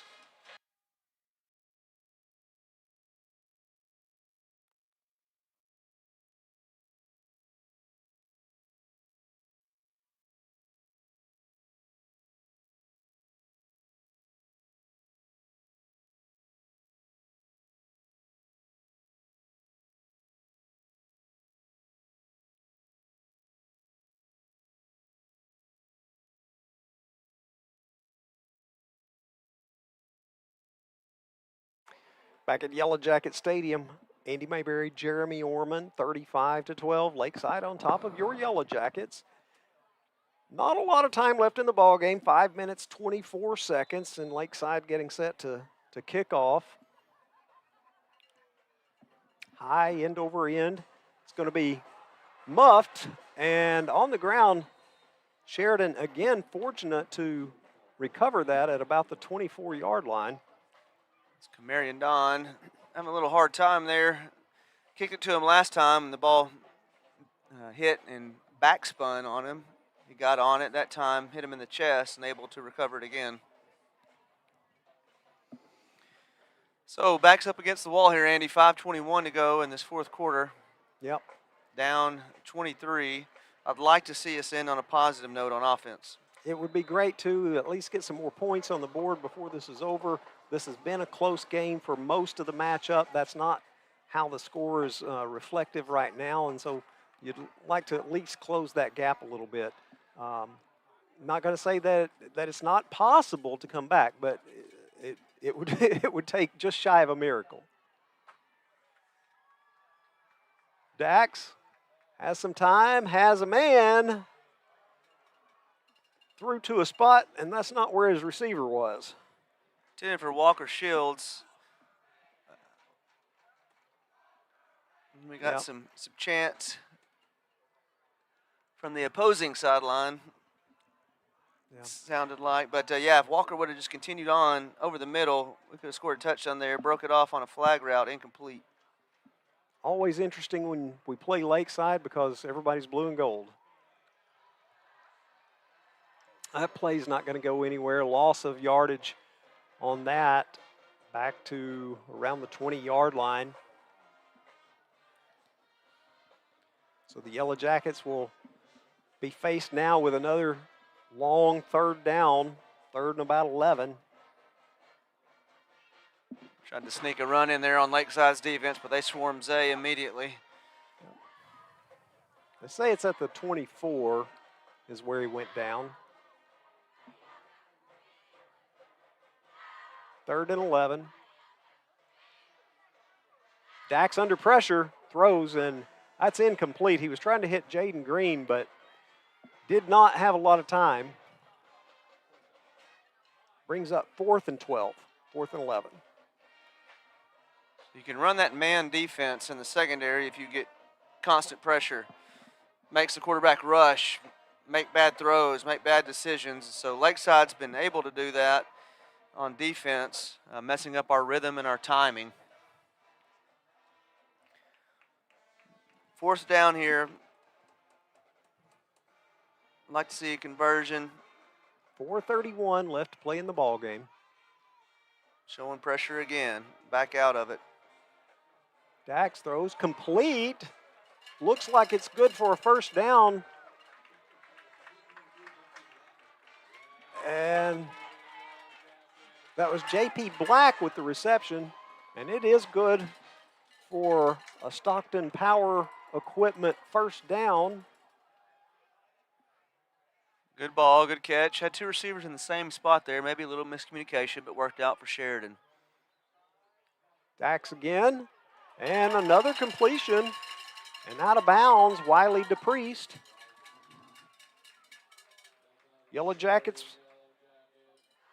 moving the football.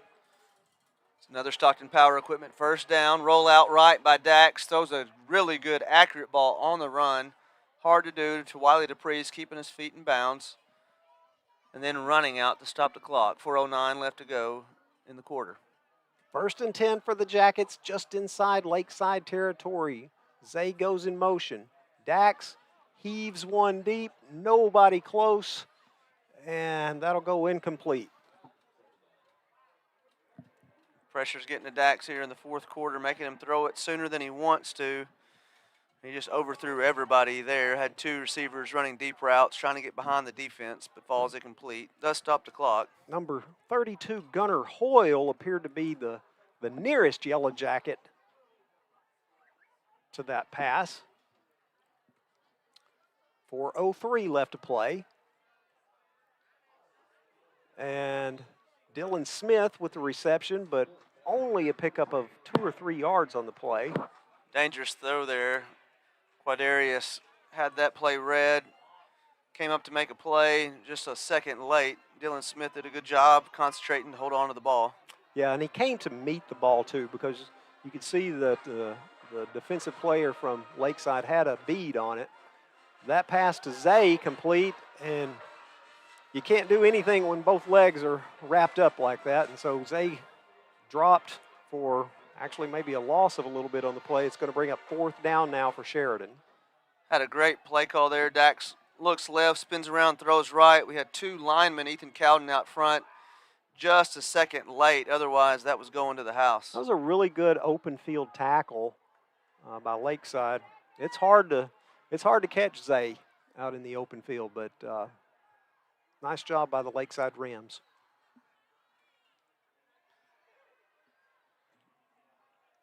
Fourth down and 10.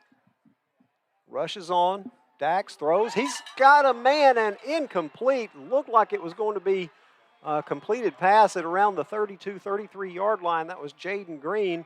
Good coverage by Lakeside, and the incompletion again. Yet another turnover on downs, and Lakeside will take over at the 48-yard line of the Rams. First down and 10.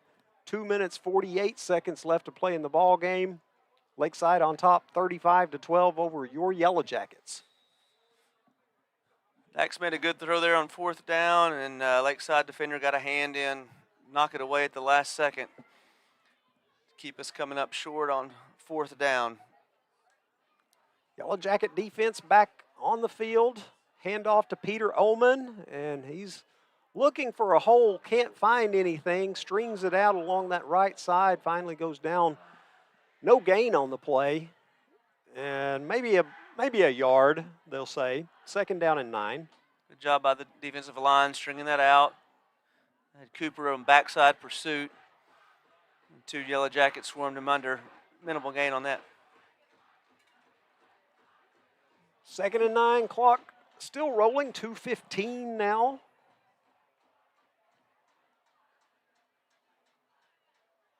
There's Kane, and he had a big hole, and that pile again just keeps moving. My goodness, probably 7, 8, 10 yards after contact. So we meet them initially, then it became a rugby match. It was just a swarm of players on both teams trying to push, and Lakeside had a better push that time. Like you said, Andy, probably at least 7, 8 yards after initial contact with a push to get a first down for Lakeside. They move the chains. That's a Stockton Power Equipment first down.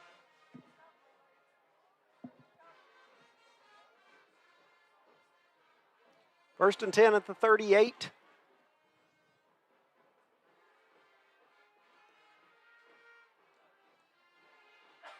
Kane with the carry. He's got a hole. It's a big one. He crosses the 10, the 5, and touchdown, Lakeside Rams. Kane finally breaks one free and shows that 4.5 40 speed there. There's a trap block by the Lakeside Rams. Guard pulls, blocks off our linebacker, opening up a hole, and Tremendous hit it quickly. Untouched for a large gain and a touchdown, adding to the lead for Lakeside.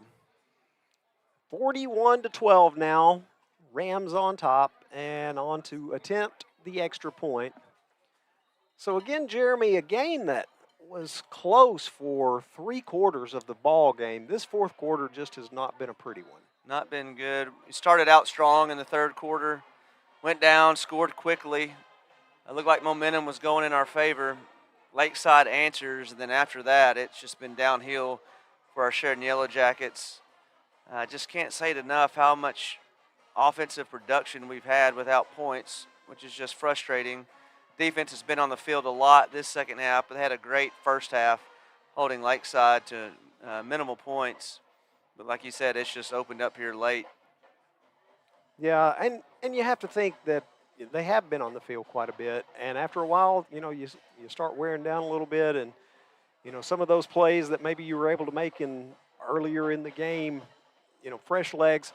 Kane hasn't played a whole lot tonight, so he's got maybe a little bit fresher legs than some of the Sheridan defensive players, and He hasn't had to much. Early success for Lakeside came through the air. We'd done a good job up until that last run of stopping the run of Lakeside. So defense has played a pretty good game, giving up some big plays. 1:25 left to play in the ball game, and the kick is going to be fielded at about the 14. J.P. Black brings it out over the 20 to the 23-yard line. He'll go down there. Yellowjackets will take over 1st and 10 from that point. JP tried to get outside, tripped up by his own player there. Looked like Jaden Green trying to block. Feet got tangled up. Minute 20 left. We need to get a good drive here. See what kind of character we have. Dig down deep, put a drive together, finish the game strong, no matter what the score is. Yep. I'm sure Kevin Kelly will find several teachable moments from this game film. There'll be some positive reinforcement after this game for sure. Yep. Dax, little screen pass, dumps it over the middle to Zay, still on his feet. Nice move, beautiful move. Hurdles a man, still going into Ram territory and down at about the 45-yard line. That was an electric little run there by Zay Stevens. Shows you what character Zay has. Running the ball hard, and Ethan Cowden laid the boom on a block. Unbelievable block downfield by our big guy. So the Yellowjackets trying to do something before this game's over and overthrows Walker Shields as he was sprinting down that right sideline around the 15-yard line. So the incomplete pass will stop the clock with 53 seconds remaining to play in the ball game. 42-12, Lakeside on top. Walker got behind his defender and just overthrew him. Dax maybe held it 1 second longer there. Had a better chance of getting it to the receiver. Dax complete to DePriest, and he's hit hard, hangs on to the football. Big hit by Luke Robleski. That was a hard hit there by Luke. Closed in on Wiley. Good job by Wiley securing the ball, absorbing the contact. Third down, about 4 yards to go. First down marker set at the 35-yard line. The throw deep. Jaden Green is there. Can't get to it. Just overthrown.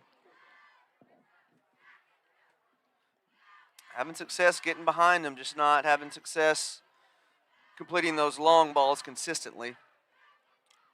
Second game of the season. That's all timing, and that should improve throughout the course of the season. 4th and 4 from the Lakeside 39-yard line. 2 receivers to the right, 2 to the left. Zay in motion. Pass is complete. First down pickup. Stockton Power Equipment first down at about the 25-yard line. J.P. Black with the reception. Clock will stop with the first down. Start back up as soon as the ball is set. It's rolling with 5, 4, 3, 2. Got the snap off. There's the horn. Dax throws incomplete, and that'll do it. As the Lakeside Rams come into Sheridan and take a 42-12 victory over the hometown Yellowjackets. It was a close one for 3 quarters, but then the Rams pulled it away in the 4th. We'll take a 1-minute timeout. We'll come back, and then we'll wrap things up from Yellowjacket Stadium right after that.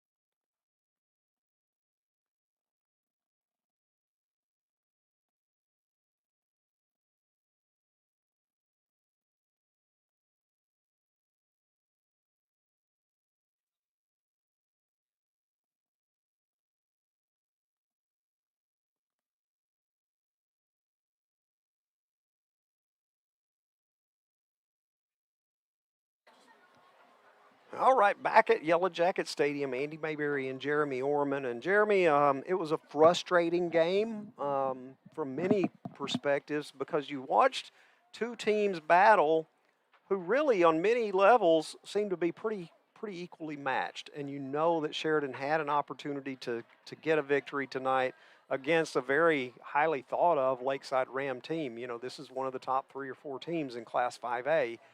They went 10-3 last year, returned a lot of guys, and you know I'm sure they'll win a lot of games this year. And Sheridan had its moments and could have pulled out a victory tonight, but you know that 4th quarter was just too much. Yeah, let's not overlook Lakeside. Picked to finish maybe 3rd in their conference, a 10-win season, first semifinal playoff appearance since 1975, I believe. So a salty team, as you were saying. But again, we had our chances, and we were in it the majority of the game. Just ran out of steam.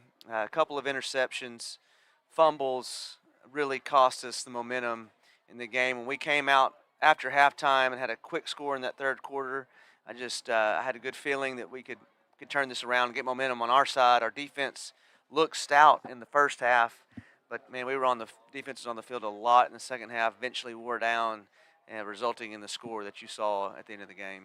So here's the thing. You know you've got some weapons, but you know you didn't play your best tonight. But you know what? Next week, you're on the road against a truly top-level team. You're heading up to Rogers, Arkansas to take on Rogers. So if you're Kevin Kelly, you know, you've got to, again, we mentioned some teachable moments, but you can't have your guys feeling down on themselves heading up to Rogers. We cannot feel sorry for ourselves. You know, I like to live in it the night of the game. and feel that feeling that you have and absorb it, live it, own it. But we've got to move on. And so next week we'll start preparing for Rogers, a tough opponent. We're not going to get a break facing Rogers. They're a good football team, and we're going to go up to Rogers and have our work cut out for us. Yeah, and the thing is tonight, last week's game with Whitehall, tonight's game with Lakeside, the big Rogers game next week, those are all non-conference. That's just preparing you for your conference season, and those are the ones that really count. That's what determines whether you make the playoffs or not. So really and truly, while, yes, this hurts, losing this game, it doesn't mean anything toward your playoff chances. That's right. And after Rogers, we actually get a bye to start our conference season, so we'll have a 2-week period to prepare for our conference opener, which should help us be well prepared and have a good run into conference, where I'm expecting great things for the Yellowjackets. Yeah, and of course, we look forward to, at whatever point in time during the season, that Eli Turner can return as well. Yeah, we could feel that he's that physical presence on our offense, and I could feel that tonight being missed, and so hope Eli gets back quick. Should be maybe 2-3 weeks, but be back for our conference opener. Yeah. Well, that'll do it from Yellowjacket Stadium. For Mike Nevins down on our sideline and Jeremy Orman, I'm Andy Mayberry, and we appreciate you listening, and join us again next week at Rogers.